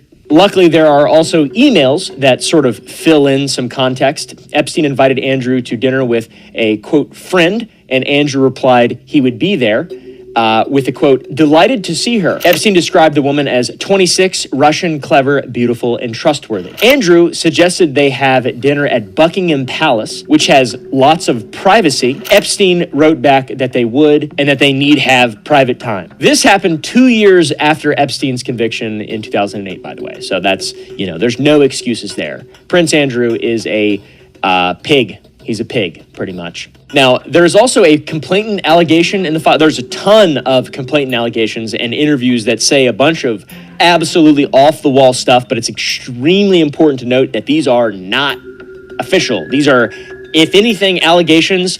For some reason, it doesn't seem like a lot of them have been followed up on, or maybe they have, and that just information hasn't been released yet. It's murky, so take that extremely clearly. No misinformation spreading, hopefully. One of the complainant allegations in the file states that Prince Andrew was an accessory to a person's death, and he tortured a woman and was involved in somebody's murder. Lots of those, by the way. Lots about Trump, Clinton, a homeless guy got interviewed and talked about them eating babies and all sorts of ritualistic child sacrifice. There's a lot of really wild stuff that probably, is going to be most of the headlines. I'm assuming they released all of the more crazy stuff, the more tabloid type stuff, unredacted so it would fill the headline space so we wouldn't focus on the actual real things. That's my assumption. It seems like a psyop. All this is, very well calculated and thought out. Fortunately, the British Prime Minister says Andrew should testify before the U.S. Congress. Andrew is ignoring the request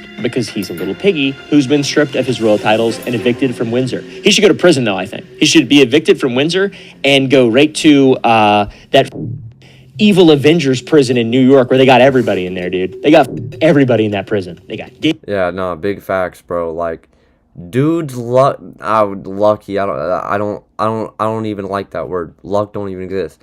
But dude is fortunate that he had his royal status to protect him from complete annihilation.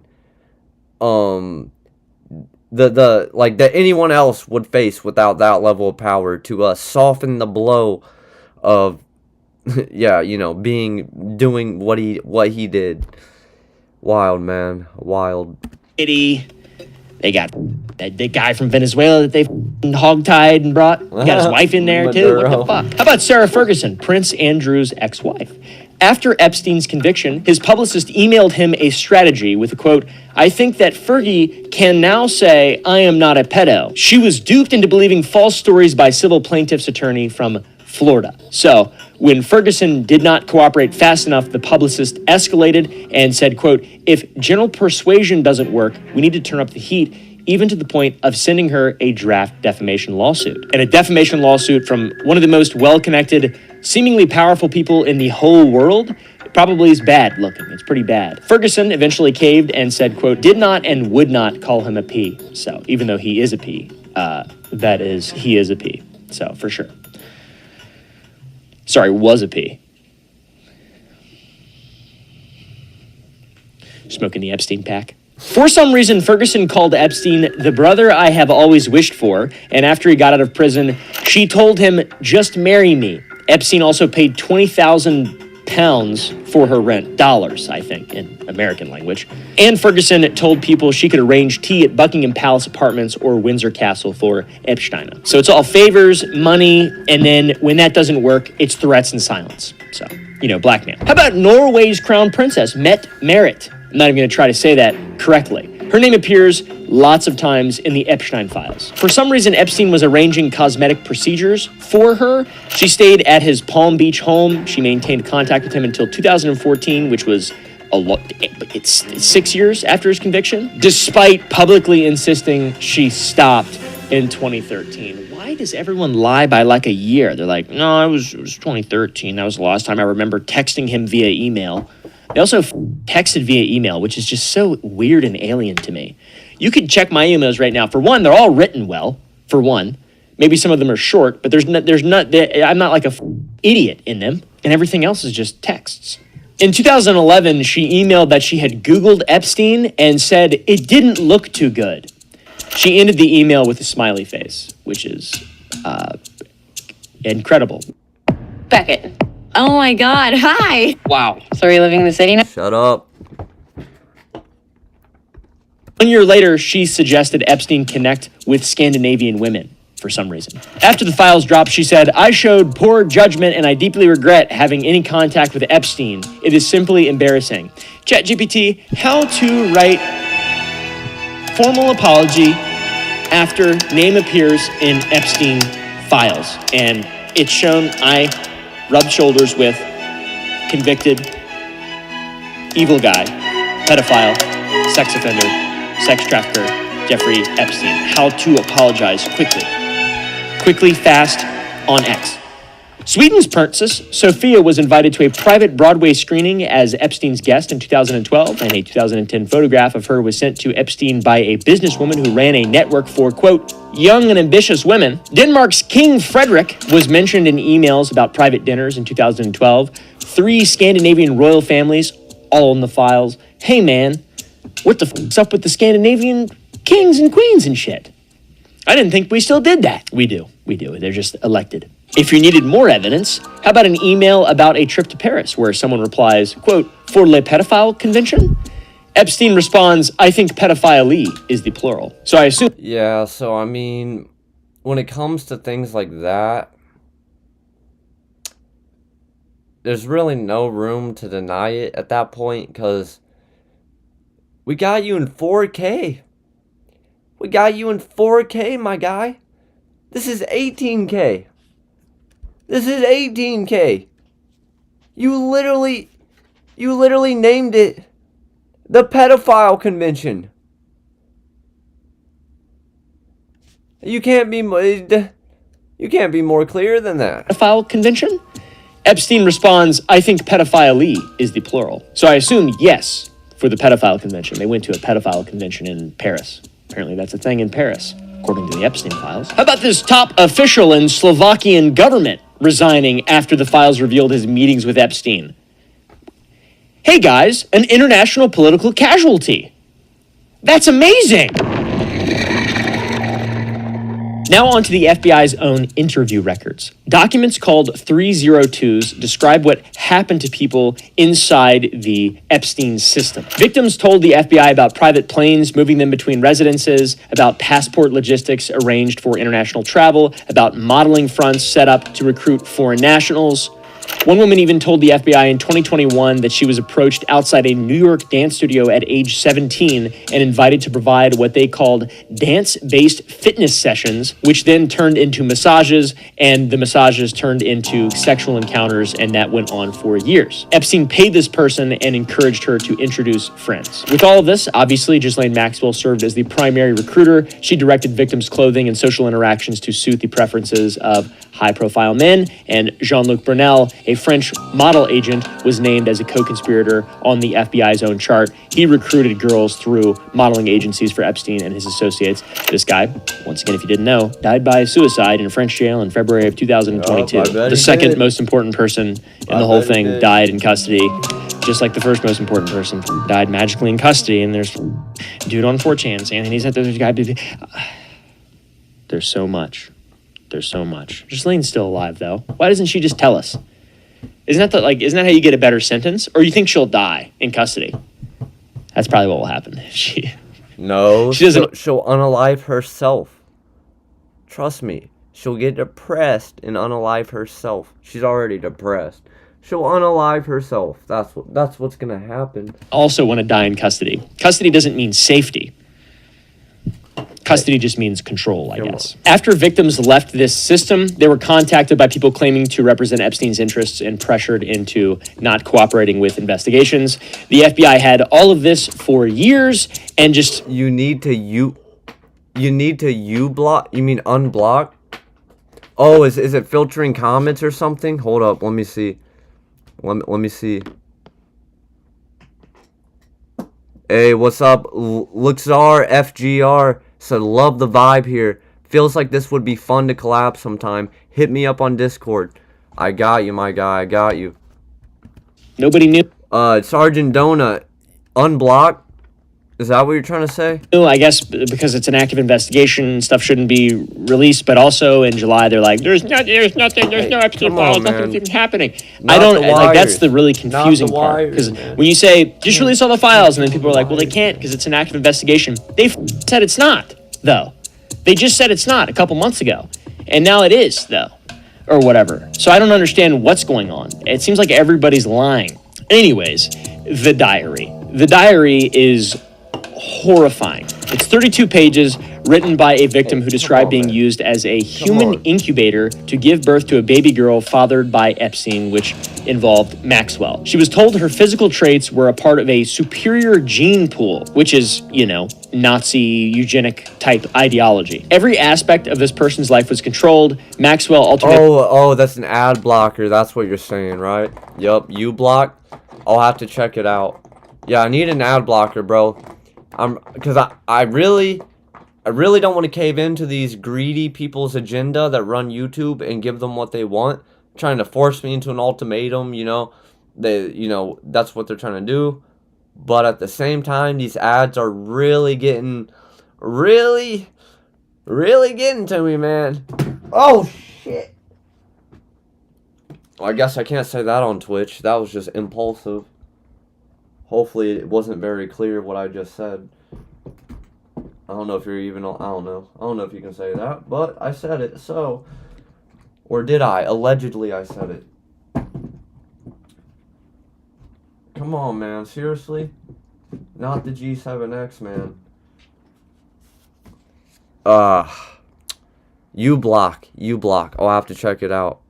Appreciate the suggestion, Sergeant Donut.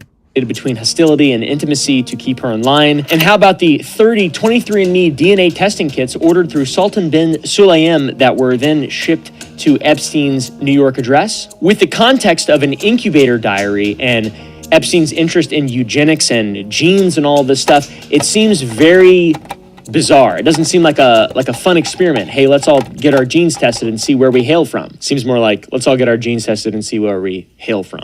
That's what it seems more like. Now, earlier I mentioned this diary, but more and more has come out about it, and it is absolutely tragic and terrifying and extremely bizarre. As you can see, it wasn't written in plain readable English and was decoded into a legible transcript at some point. Tomorrow is the halfway ultrasound for Jeffrey. This one stuck. After they took the first baby who survived in the early miscarriage, I think it was called I No Longer Feel Like a Person But a Vessel. Will they take this one too? Who has the first one? I am not old or mature enough or even in the place to have a baby that I would be responsible for. I had to go to eating disorder treatment prior to being in this situation again and missed the entire full semester of school. I am so very exhausted. My body feels so tired. Will I ever be free? So whoever wrote this diary, this is not the first time they've been pregnant. She says that they took her first baby and mentions missing school for this. So the age is the implication there. This entry has an ultrasound of the baby. I am such a monster. I didn't console her. I can't unhear her screams. They haunt me. I couldn't even bring myself to look at her. I am a monster. I deserve to be haunted by her screams. I am so sorry. I am sick broken. Now, this one was removed from the DOJ site. You can no longer find the file, but it is available at archive.org. Walk down. Whoa. Come on. You see what I'm saying with the dystopian level of ads? Come on, YouTube. It's an avenue to getting a little greedy, huh? Mother has lost her mind. Even though Ghislaine said it was best to take me home because Mr. Black is so important for some reason over my health, there is going to be hell to pay. I ruined their trip, and I am dramatic when that fat bit me. Hey, A6 plays. Damn, stream still going? Yes, sir. Try, you know, if you want to stand out, you know, trying to be consistent here, trying to get some, you know, put in some real, you know, some real time, you know. He threw me to still going, and then I still haven't even got to the 2-hour-long Jeffrey Epstein final interview, and I'm trying to get to that in this stream. So yeah, the floor and blood all over Jeffrey's carpet, and I am the issue. Who the bites someone? Sick. No one is that important, and Leon can go himself. I hate New York. Apparently, the fat who bitter is Leon Black. He's mentioned many times in the Epstein files. For example, here he's mentioned again. There's a poem on the page with underlined text that reads, Birth. Got a clip farm. What happened to Supreme Patty connection? Lol. So, first of all, yeah, big facts. Definitely, that's what I'm doing right now. You're very. Come on, man. Come on. No, you're right, man. That's exactly what I need to be doing, and that's what I am doing. I got some clips from the last stream ready, or I haven't got them ready yet. I got to finish editing them, but I'm about to post them here soon. And yeah, I just now started really getting into the clip farming, like really getting the process down of reviewing the stream and then clipping the highlights. But you're right. Definitely that's what we need to do. That's the key, is with the clips. And then oh yeah, the Patty connection. Yeah, so Patty, it's not like I still have my connection to Patty. I don't talk to him very much. Not very much really, but yeah, I mean, how would I was talking about this last night actually with my other friend. You'd have to ask me a more specific question, I think, like regarding Patty, because there's a lot to that of how I would explain certain things, I guess. Fatso millionaire. It's violent, goddamn baby screaming. There's always a bloody baby. Your 7 chin still as a ham. This Leon Black guy, pretty interesting character. Now his first line on Wikipedia includes that he was named in the Epstein files. So this page names Alan Dushowitz, Mr. Carruthers, and Mr. Islam. This is a confirmation of the victim's age, which is the age of 16. This document is extremely depressing and disturbing. It mentions a doctor from Israel and also Mar-a-Lago. It also tells how the victim had the help of a friend to try and escape. mentions mom being upset, which shows the parent knew what was happening to her and most likely was not helping her. So there's plenty of speculation there. Maybe she was being paid, so on and so forth. I have no idea. This is what was actually written about the actual birth. It's extremely disturbing. Feel free to read if you'd like. Here, Rockefeller's mentioned, Larry Summers is mentioned, potentially Prince Andrew, most likely, who knows. Then this page seems to confirm her adoptive mother took directions from her biological mother and put her into the Azu's place. Yeah, man. I mean, yeah, well, I mean, I mean, as long as, like, something you're actually passionate about and, like, the intention is pure, I mean, yeah, I would encourage it, you know, if I would encourage it. His life at a young age, including... I mean, if that's really, if you really got a good reason, like, you want to do it, because it can easily be... I can very easily see how would I put this? Like, how would I put this? I can see how easily the streaming can, like, there's not an easy, simple way to put it, like, in a short amount of words, but I'll just leave it at, yeah, as long as you're actually passionate about it and, like, you feel like there's a real purpose to do that, I encourage it pretty much. Her younger sister, who was 12 at the time of the events. The paternal grandfather also knew of the abuse. Dana Chasson and Larry Summers confirmed to be involved, according to this document. This is amongst many other extremely disturbing things in the files. I recommend everybody go read some of them yourself and don't just watch videos like this. You know, formulate your own opinions and thoughts. The files also contain tons of complainant allegations, which are public tips submitted to the FBI, along with formal victim statements. Now, it's very important to realize that these are just tips. Some of them are anonymous, some of them were followed up on, some of them were never followed up on. It is a massive area of gray. A lot of them are uncorroborated.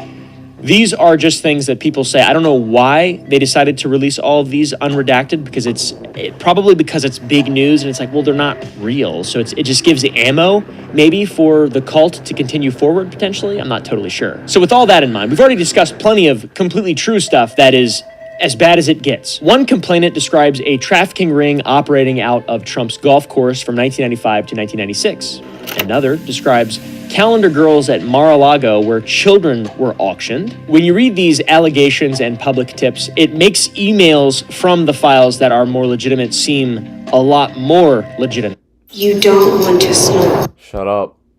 Shut up. I don't care, man. I don't care. Yeah, I might have to check out that U-block. That U-block Sergeant Donut suggested. It's getting about time to check that out. Because it's getting real dystopian. Real dystopian. Price plus. For example, an email from Epstein that reads, "Where are you? Are you okay? I loved the torture video." Or other emails between Epstein and his associates containing the line, "Pizza," or the word pizza, I guess. Pizza. "Send pizza to Bobby!" Exclamation point. If you've heard of Pizzagate, which is a massive conspiracy in DC about Comet Ping Pong Pizza, and it's become a conflagration of misinformation with some very good, solid, I would say, points that should probably be investigated, but the baby's gone with the bathwater, right? PSYOP at that point. Okay, at this point, it's PSYOP. But regardless, pizza is a FBI code word for CP, meaning a young girl. That's part of the FBI's SOPs, and they're talking about pizza in these files. So, you got to really be careful with what we're reading and what we're interpreting from it, because it's all meant to do something. This isn't transparency yet. There's still almost half the files unreleased. Most of it's redacted. This is not transparency. This is all very deliberate. What's coming out is very deliberate. A male victim described being assaulted on a yacht. The FBI dismissed it and recommended no further resources. The supervising agent's response was, "I didn't realize Bush him too." Okay. And that's Bush 1, by the way, the, former CIA guy turned king of America, turned his progeny, then becomes king of America, gets us into a war about oil in the... You know who's not in the Epstein files? Dick Cheney. There's a really funny meme that's been going around about Dick Cheney just doing it all for the love of the game.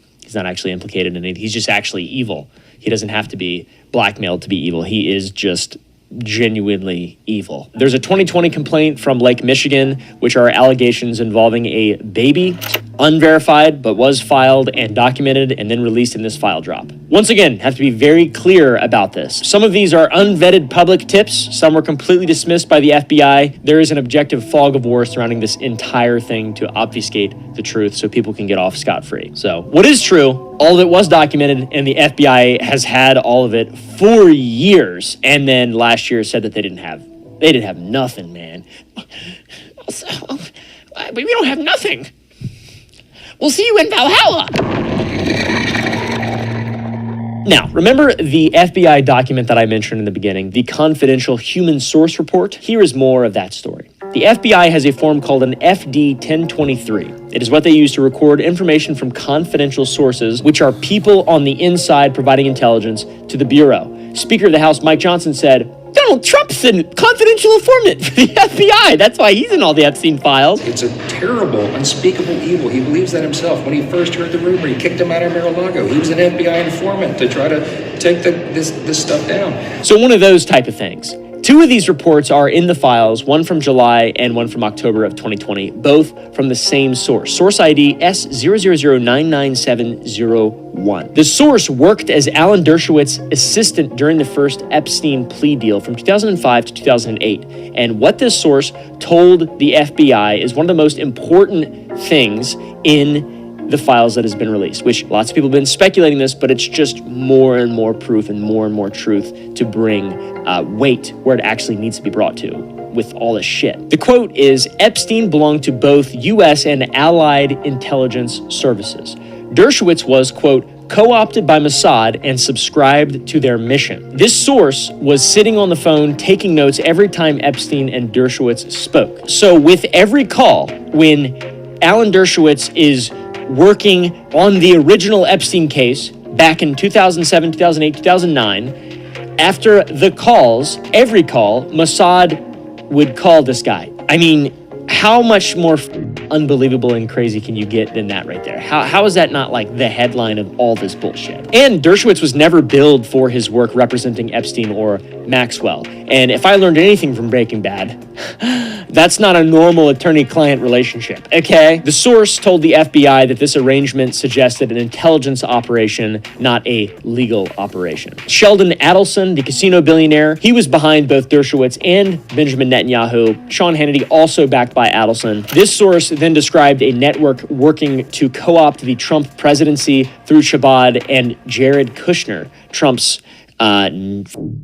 daughter's husband or whatever. Ivanka and Jared visited Rabbi Schneerson's gravesite on Election Day. Schneerson, is that a real name? The source told the FBI that Kushner was moving Russian investment money, laundering it through family charities, and that this was, quote, the real Russian collusion story. So there you have it, guys. The real Russian collusion story. Along with the other one that's apparently not real. And then there is this line, highlighted in the FBI's own document. Quote, Trump has been compromised by Israel, and Kushner is the real brains behind his organization and the presidency. That is not a conspiracy blog. I'm sure that's on conspiracy blogs and on 4chan and all this stuff. But that is from an FBI confidential human source report filed with the United States government. That is legitimately a file that was released. Is it real? Is it legit? Is this all real? I don't know, dude. I have no idea. It's insane that it exists, though. Back to Masha Drakova, the woman in Putin's circle, the woman who connected Brian Johnson, the anti-aging, smooth-faced freakazoid, to Epstein, who called Epstein a wonderful man. This is the source that identified her as connected to Putin's inner circle. The FBI also documented Epstein allegedly laundering money through Harvard, which is an epic win. Now, how about this? An email between Jeffrey Epstein and Ehud Barak, the former prime minister of Israel. Epstein writes that Barak should, quote, make clear that I don't work for Mossad, smiley face. Barak replies, you or I. Epstein says that I don't. smiley face. You know, a funny joke between a convicted sex offender and a former head of state about working for an intelligence agency that basically can do whatever they want, all with smiley faces, guys. Barack, by the way, was the person who trained Epstein in intelligence tradecraft, according to the CHS report. Then there's Ron Paul. Well, I mean, that's pretty wild. Didn't know that. Or yeah, didn't know that. Didn't hear that yet. That's pretty wild. He's implicated heavily in the Epstein files. Just kidding. The big thing about Ron Paul's implication is that articles in the Epstein files single out Ron Paul as the only Republican candidate who wouldn't be friendly to Israel.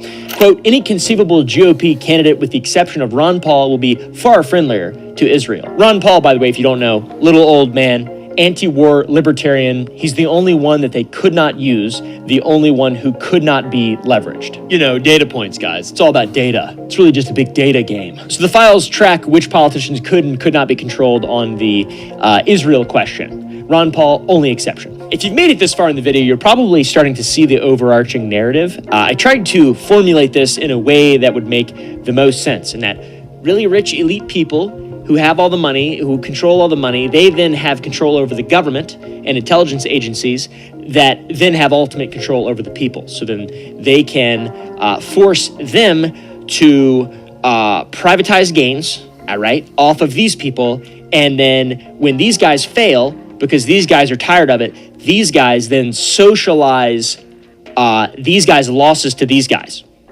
That's the overarching narrative, and it's just all a big web of evil. Too many idle hands with too much money. So that's who was in the files. How about what the these motherfuckers were doing? July 2011. Libya is in the middle of a civil war. Muammar Gaddafi still has a month left before rebels kill him on the streets and shove a broomstick in his ass. And an email lands in Epstein's inbox from a man named Greg Brown, not the musician that sings the beautiful song Spring Wind. It's one of my favorite songs of all time, but rather a different Greg Brown, I hope. It's definitely a different one. I mean, maybe it is. I don't know. The email lays out a plan to recover $80 billion in frozen Libyan government assets. Dr. Evil type shit. Brown says he's working with Paul Hastings, a 1,200 attorney international law firm. And then there's this line. I have friends formerly with MI6 and Mossad willing to help identify these stolen assets. Epstein's reply is, the Libyans now are legit, but need real help. The big carrot is $100 billion. At Cheddar Scratch. Shut up. Shut up. I need you block. I need you block. $1 billion in reconstruction spending once the war ends. That's what the big carrot is. And this is like conspiracy government subversion 101. Wars are not about good and evil. They never have. Well, maybe sometimes and occasionally they have been throughout history. But mostly they're about destruction and then who gets to rebuild and who gets to then claim the resources. And that's not a conspiracy. That is the objective truth and fact about how most things work, not just war, but like marketing and advertising. Like there's so many things. Anyways, in regard to the files, this is not socializing. This is geopolitics. Cheddars. Damn it, chat. Now you're making me hungry. Now I'm getting hungry, and I didn't even eat yet. I didn't even prepare any food for this. A convicted sex offender coordinating with intelligence Maybe I should order some pizza. I'm just kidding. I'm just kidding. That's out of pocket. But like these weirdo PDF files in their stupid little secret code little language. Wow, that pizza was so good. I've never seen a 15-year-old pizza before. Bro. What the... to access war-torn countries' frozen assets during an active civil war. That's what we're seeing in the files here today. Dan was on the list. Yo, that's what they just said. That's what someone just said in the channel, in the Dan the Meme Man channel. They said, Dan, was you on the list? I said, oh, shit. I said, I went to the island, but I promise I only went there to study the local marine life. Yes, I was on the island. I went to the island, but I only went to visit and study the sea turtles and the jellyfish. It's the only reason I was there. I thought it was like a, you know, like a marine biologist marine biology course or something. Hey guys, but it's not a big deal, all right, according to the FBI, or according to this, or according to, what's a funny thing to say about Agartha's finest soldier, Kash Patel. I don't know, dude. How about Dubai, one of my favorite countries in the world? Sultan bin Sulayem, CEO of DP World, double penetration, one of the largest port operators on the planet that runs shipping terminals in over 40 countries and is a subsidiary of the government in Dubai. Bin Sulayem sent Epstein intelligence about a Mossad assassination. January 2010, Israeli agents assassinated a Hamas leader in a Dubai hotel. Bin Sulayem forwarded Epstein the details.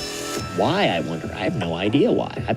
I couldn't even begin to guess. He also arranged a Russian masseuse as Epstein's personal masseuse at a Dubai hotel. He also is the guy who ordered the 30 23andMe DNA testing kits that were then shipped to Epstein's New York address for some unknown clown world reason. I have no idea. And he used Epstein as an intermediary for UAE sovereign wealth investments in Nigerian port infrastructure. So that's where I'm going to start sticking my money, into Nigerian port infrastructure. So now we have a government official from Dubai sharing Mossad intelligence with Epstein, arranging women for him, ordering DNA kits for him, and routing sovereign wealth fund money through him. After he's a fucking sex... what? Now how about Indonesia? An Indonesian billionaire bought Trump's Beverly Hills home at an inflated price, which always is a green flag of moral goodness. The FBI source connected this fella to Indonesian CIA. So very big ass. It seems like if you are powerful, the CIA wants some kind of awareness of what you're doing and some kind of control over what you're... I just hope that that's not the reality, because I want to be a big time billionaire someday, guys. I want to be a big billionaire guy one day. There are levels to this thing. It's an operation. It's a cult. Whatever you want to call it. It seems cult-like because they have very specific beliefs, and not all of the elite people in the world are bad. Obviously, just most. It seems like just most of them. Most of the names you know in your head are bad and wrong and bedong.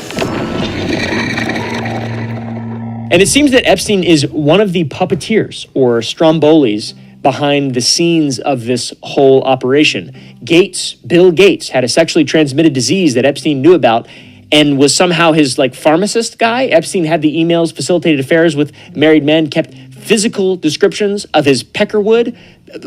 Leverage, I guess. I don't know. Control. Musk was on our island. Maybe that's misspelled your. I don't know. Nutlick took his wife and children on a 188-foot yacht, allegedly. Bannon had someone inside the White House residence reporting back to Epstein about the president in his underwear, allegedly, or maybe he had one of those little teddy bear cameras. I still think that that's, the funniest way to view it, the most lighthearted way to view this evil, because I think it's very important to properly be able to parse information. You have to be able to laugh and look at this rationally. And for myself, being comedic helps me stay rational. Memes help me stay rational, right? Really. Dushowitz ran phone debriefs with Mossad after every single call with Epstein. He was never billed. He's a handler. Kushner is... I have to agree. Memes help me remain rational. If it wasn't for memes... Man. Alleged to be connected through Shabbat. And this is stuff, this is all mainstream stuff now that I'm talking about. This seems like fringe conspiracy talk.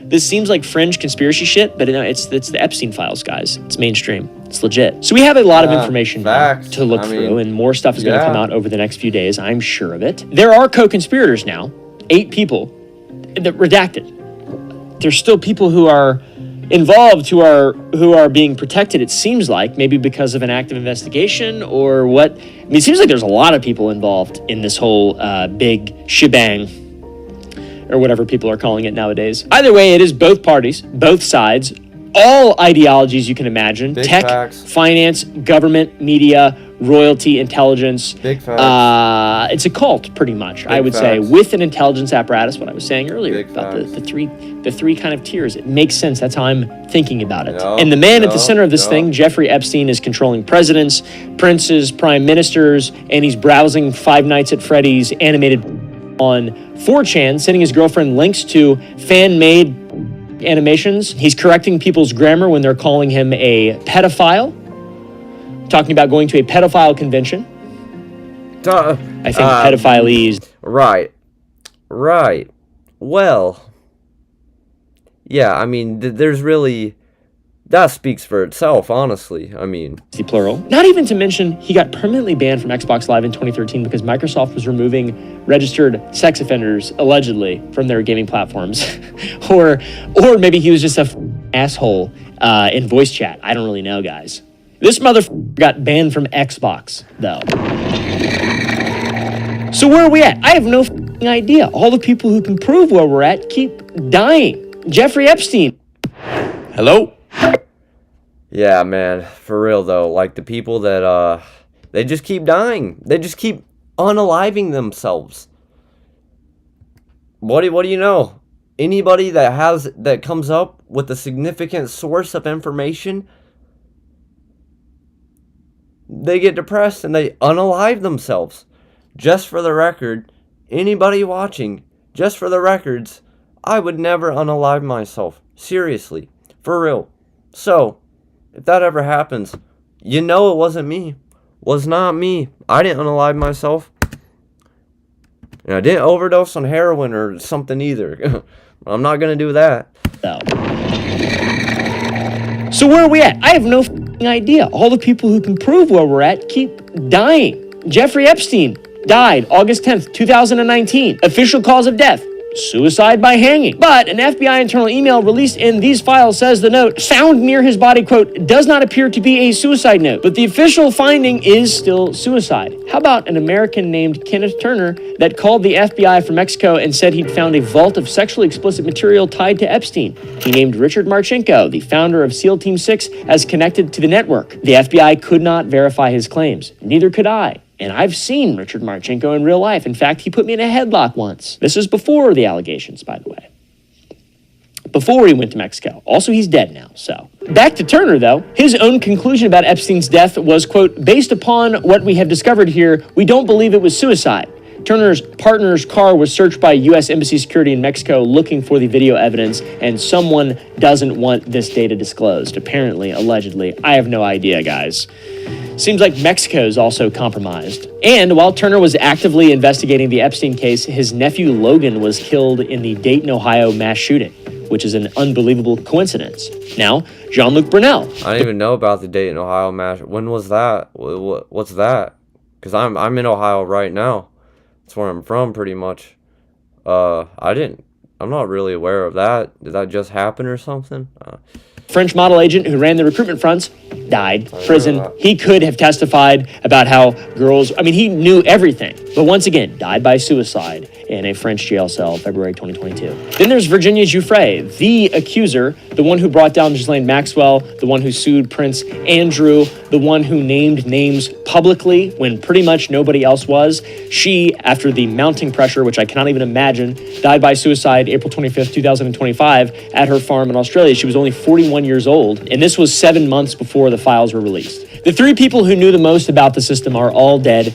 2 died in custody and 1 died 7 months before the files dropped. The accusers are dead and the accused are still in power, and it's just a bunch of chuds really in the government, pretty much pulling all the strings and levers and all that, guys, seems like. So the FBI started investigating Epstein in 2006, and by May of 2007 they had a draft indictment ready, not just for Epstein, but for Epstein and 3 of his assistants. And then Alexander Acosta, the U.S. attorney for the Southern District of Florida, killed the indictment, gave him the legendary sweetheart deal. Acosta later told the Trump transition team he'd been told to back off and that Epstein was, quote, above his pay grade and belonged to intelligence. Epstein got the slap on the wrist. 18 months in a county jail with work release 6 days a week. He left the jail for 12 hours a day to sit in his own office in downtown West Palm Beach. His victims weren't even notified about the plea deal. That was a crime. Acosta later became Trump's Secretary of Labor. He resigned in 2019 when the plea deal became public because it was so embarrassing and stupid. Fast forward to January 2026, the DOJ identified over 6 million pages of Epstein files. They've released 3.5 million. Then the Deputy Attorney General, Todd Blanche, said the review is over, but they're still withholding FBI victim interviews, prosecution memos, and hundreds of thousands of cringe emails, I'm sure. Oh my God, everybody, dude. There's people pushing for him. Both Clintons were subpoenaed by House Oversight for depositions. Both refused, called the subpoenas legally invalid. The committee held them in contempt. Some Democrats even voted yes on these things, man. It seems like, I don't know, man. Man, it's all I'm saying, buy copper now. And I do not own any, I promise. I'm just kidding. That's not financial advice. I do have probably maybe 10 pounds of copper. Okay, maybe 10 pounds of copper, which is like $50. So pretty big investment. Trying to get out of that, I don't want it to have control over me. Sour Boy's going to liquidate all its assets in the copper. Just kidding. That wouldn't work. So yeah, fellas and fellettes, seems like the government still protecting pedophiles, rapists, etc. Pam Bondi, Kash Patel, the whole admin, they're all freaks. I don't know why they're doing it. Bondi should absolutely objectively resign. They all should resign, in my opinion, because there are a couple of bright people in Congress, elected officials who seem to genuinely care about this stuff. There's a few, and that's it. Anyways, there will be more, I'm sure. Nothing will happen. I'm sure of that as well. There will be no accountability taken. People say, ChatGPT, how do I apologize for being in the Epstein files? ChatGPT, say something along the lines of this. I regret, I didn't know, lie about it being a year earlier, maybe try to adjust the timelines or whatever the fuck. I don't know, dude. What are my final words? Just relentlessly bully. You said, I've only been to Cleveland like once. You're in Pennsylvania. Nice, bro. Nice. Anybody who's in it and anybody... Yeah, Cleveland. That's really North Ohio. I'm very South Ohio. I'm around Cincinnati, Dayton right now. Who's voting against it and anybody who's just trying to say that it's a distraction. Relentlessly bully them. That's what I say. Let's start our own PSYOP. Start our own PSYOP. Okay. Let's see if Cam sent me anything else. Does not appear so. So that leaves me with the only other thing left in the queue right now, major on the Epstein file. Oh yeah, I was gonna scroll through Twitter too, potentially, and see, just doom scroll, see what's going on. Oh, okay, yeah, they're complaining about Bitcoin. Can someone explain to me, like I'm 10 years old, how Bitcoin is... Alright, what's going on? Oh yeah, Billie Eilish made herself look really stupid and hypocritical. They're saying Epstein might be Satoshi somehow.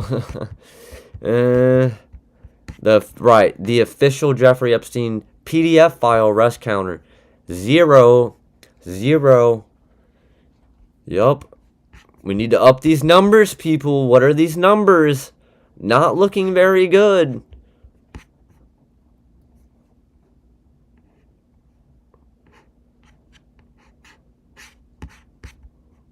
Man, it's really a lot about the files, ain't it? So, so fucking special. I don't want to get copyrighted. It's so special. But I'm a creep. But I'm a weirdo. What the hell am I trying to say? What am I doing here? I don't belong here. I don't belong here. You're so flippin' special. Oh, have you seen this video before? I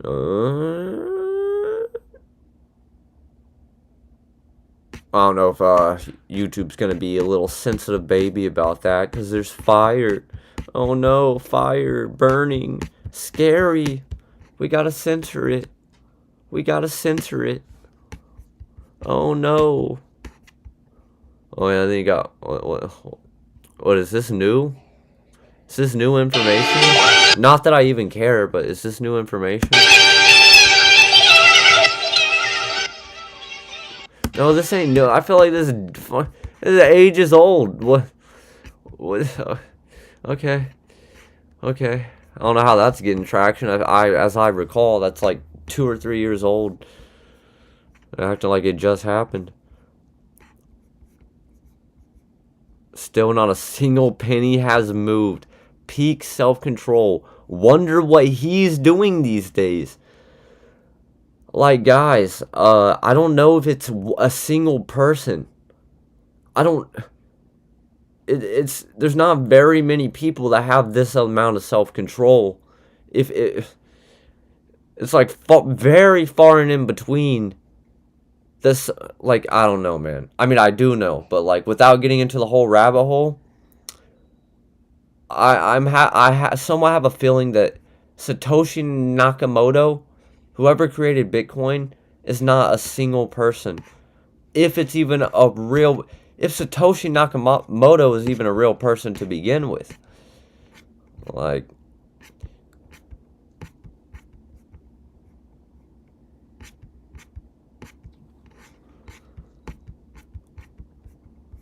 Well, yep, Bitcoin's tanking like no other right now. Melania Trump applying for fake.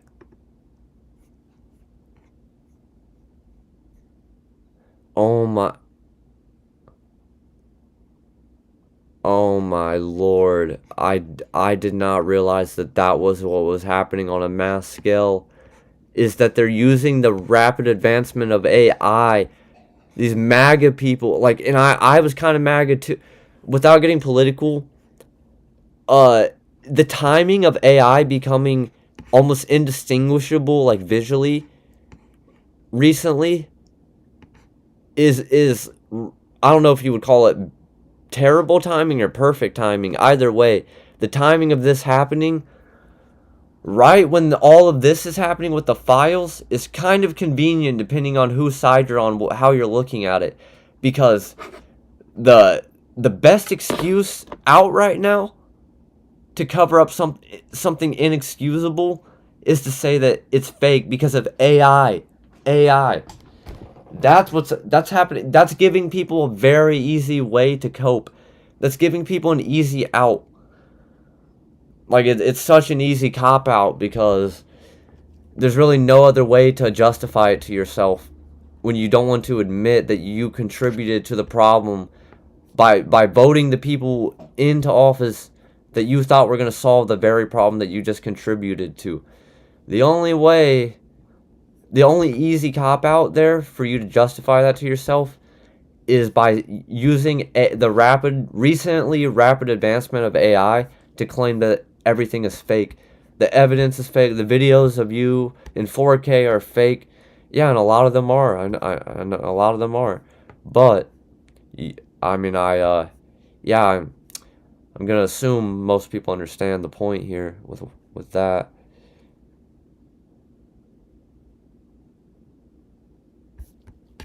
Just doom scrolling through Twitter for a second, seeing if there's any. What? Alright, what's this? To help our judges discover what makes each one special. You're 5'9" reading? Serious, huh? We made measure again tonight before the Okay. Thank you very much, Amy. The concentration was intense inside the judging room. What if they don't like you as you are? And out. I'm just so excited. Going down a lot of rabbit holes, and the T's start to become silent. Facts, Azux plays. Facts. Each girl was considered not only for her beauty and poise, but also for her personality and that indefinable something extra that makes a top model. Okay, you want to pull your hair back 1 second? Alright.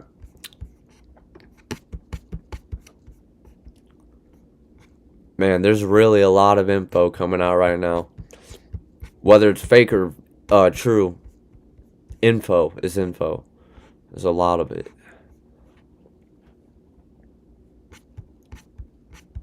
Oh my, see, I mean, there you go with the AI, I mean.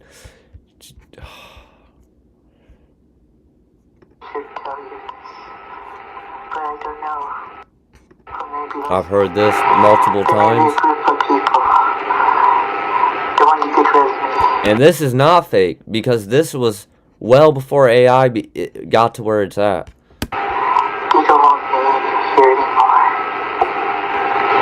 I heard this way before any of this, really. Understand it. What do you mean?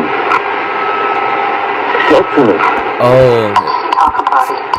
It's pronounced Ace. A sucks. Okay, gotcha. Gotcha. I don't know it's going to happen, but I just feel in my soul, only God knows, they could shoot me, they could stab me, they could free me and say I overdosed you with drugs.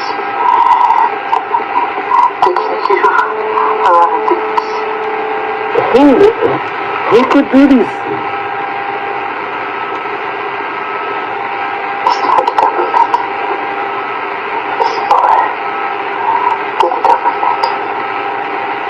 But I don't know, Tita. I don't care. They can kill me.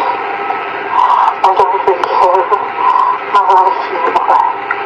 I just want my children to be okay. My angels.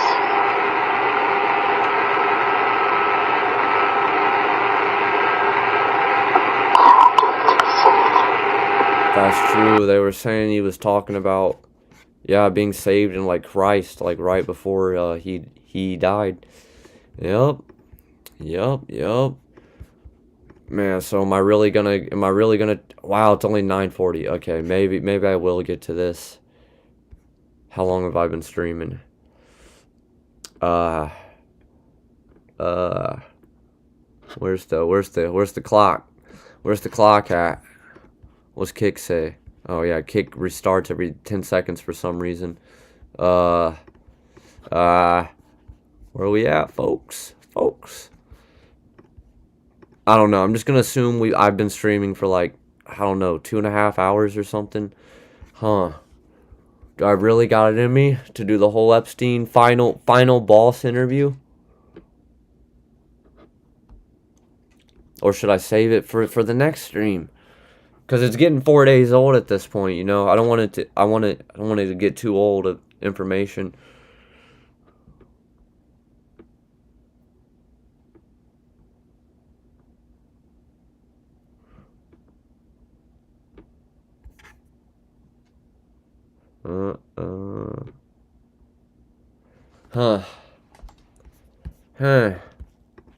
Being a little indecisive. Oh, did Cam's? Nope. Cam did not say anything.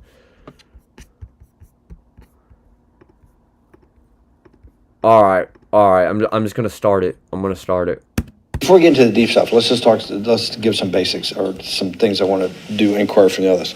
Walk me through the Santa Fe Institute. What was it about the time at the math? And this was in the late 90s. So they're not going to hear me on this part, right? We're going to do it both ways? It will not be on the video, but we do have you recorded. Fine. Remember, when you're answering on these questions, I'm not in the shot, and they're never going to hear my voice. So a little bit, you got to repeat in your answer, you got to repeat what my question was. Oh, a little bit. Okay. Santa Fe Institute. Yeah. Why, when you're at the top of your game on Wall Street, do you decide to finance, which was at the time, or endow, or become the donor or sponsor, however you want to say it, for what was considered the most cutting-edge group of mathematicians in the world? Action.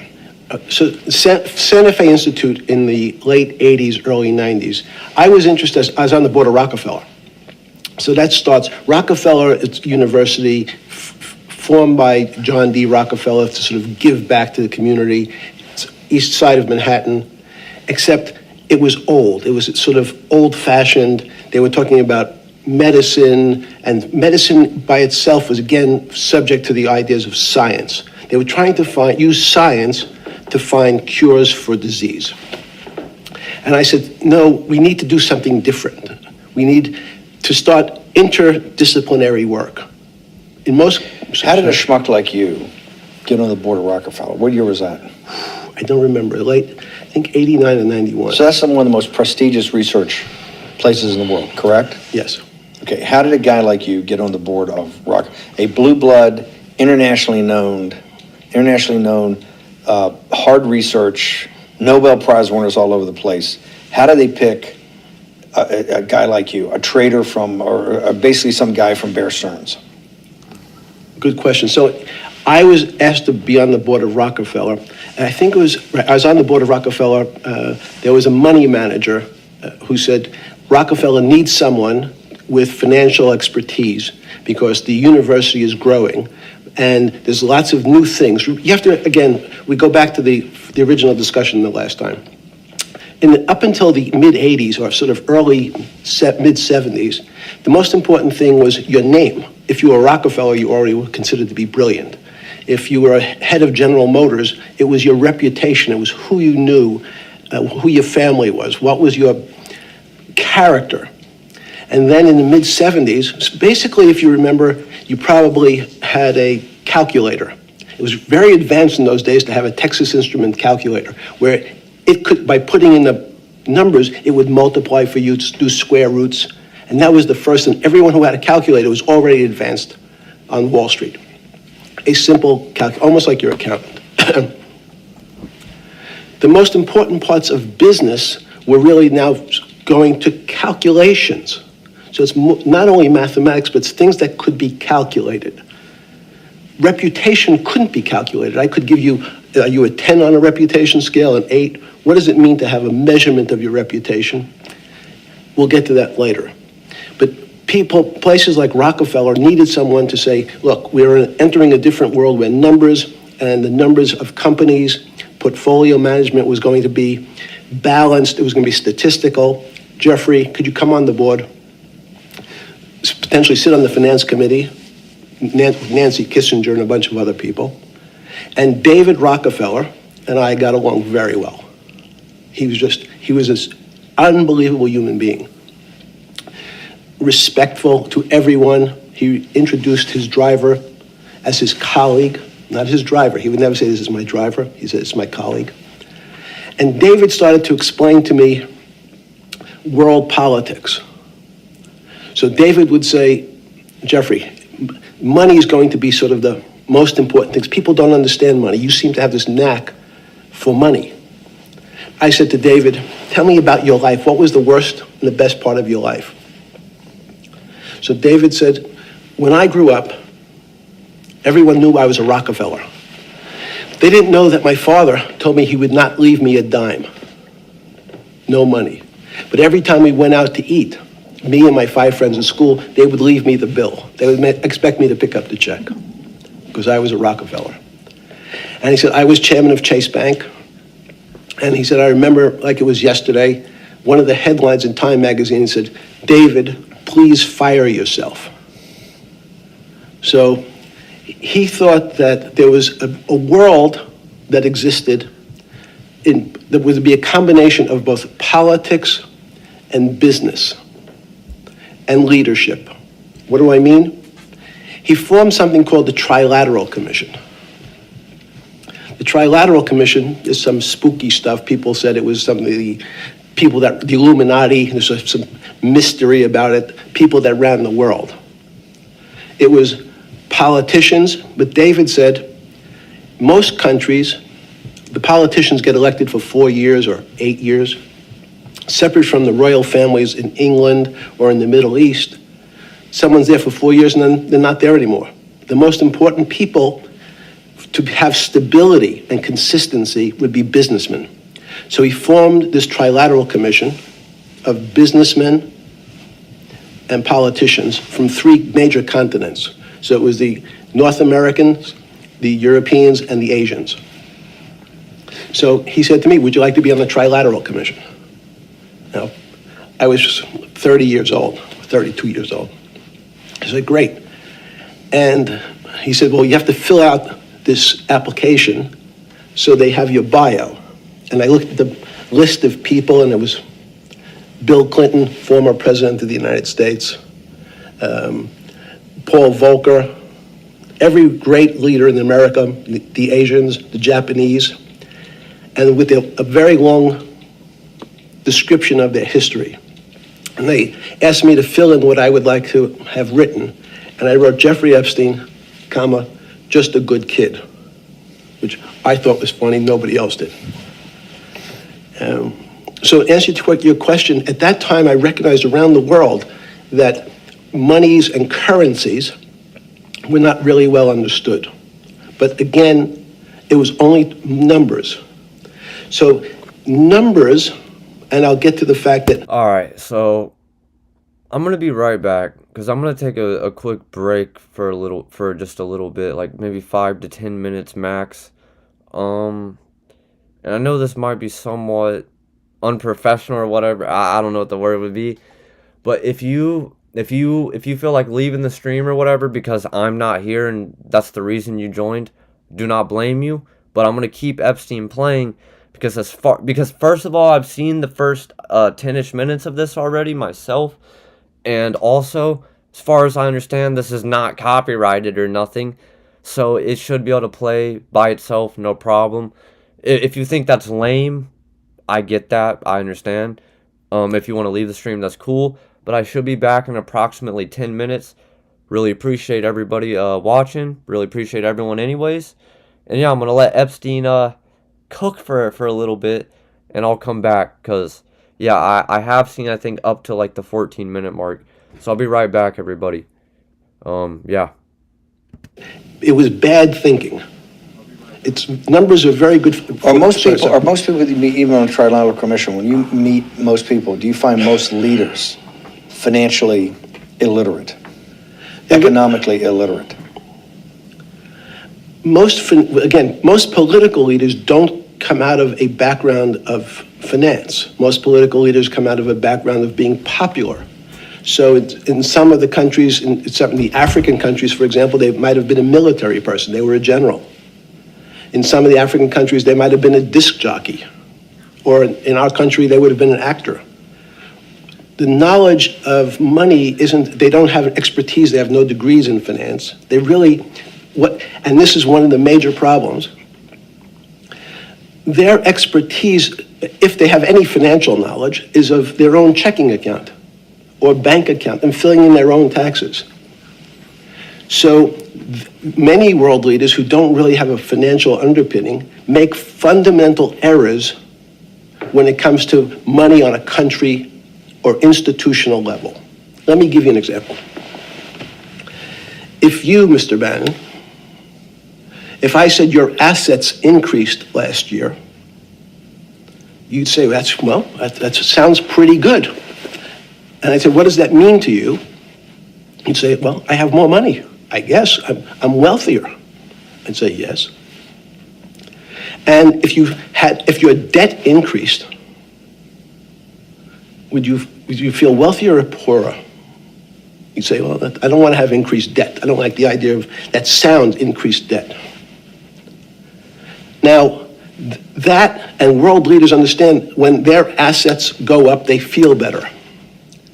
However, institutions like banks, things that people don't really understand are financial underpinnings of banks. When I say your bank, Mr. Bannon, you have the Bannon Bank, you doubled your assets. Sounds good, but what does it really mean? It means people owe you more money. You don't have any more money. What? Yeah. A bank's assets are how much it is owed by other people. That's crazy. So if the bank goes from $2 billion of assets to $10 billion, it means people owe it an additional $8 billion, but their assets have gone up. So the terminology of assets and liabilities is different for banks. It's not natural. And what most people, and you ask questions about world leaders, there's many people, I think your old boss Mercer understood, there's a fundamental part of money which is called fractionalized banking. And fractionalized banking is something that finance people understand, and the people on the street, and when I say people on the street, that's where I was when I started on Wall Street, would find it impossible to believe. Impossible.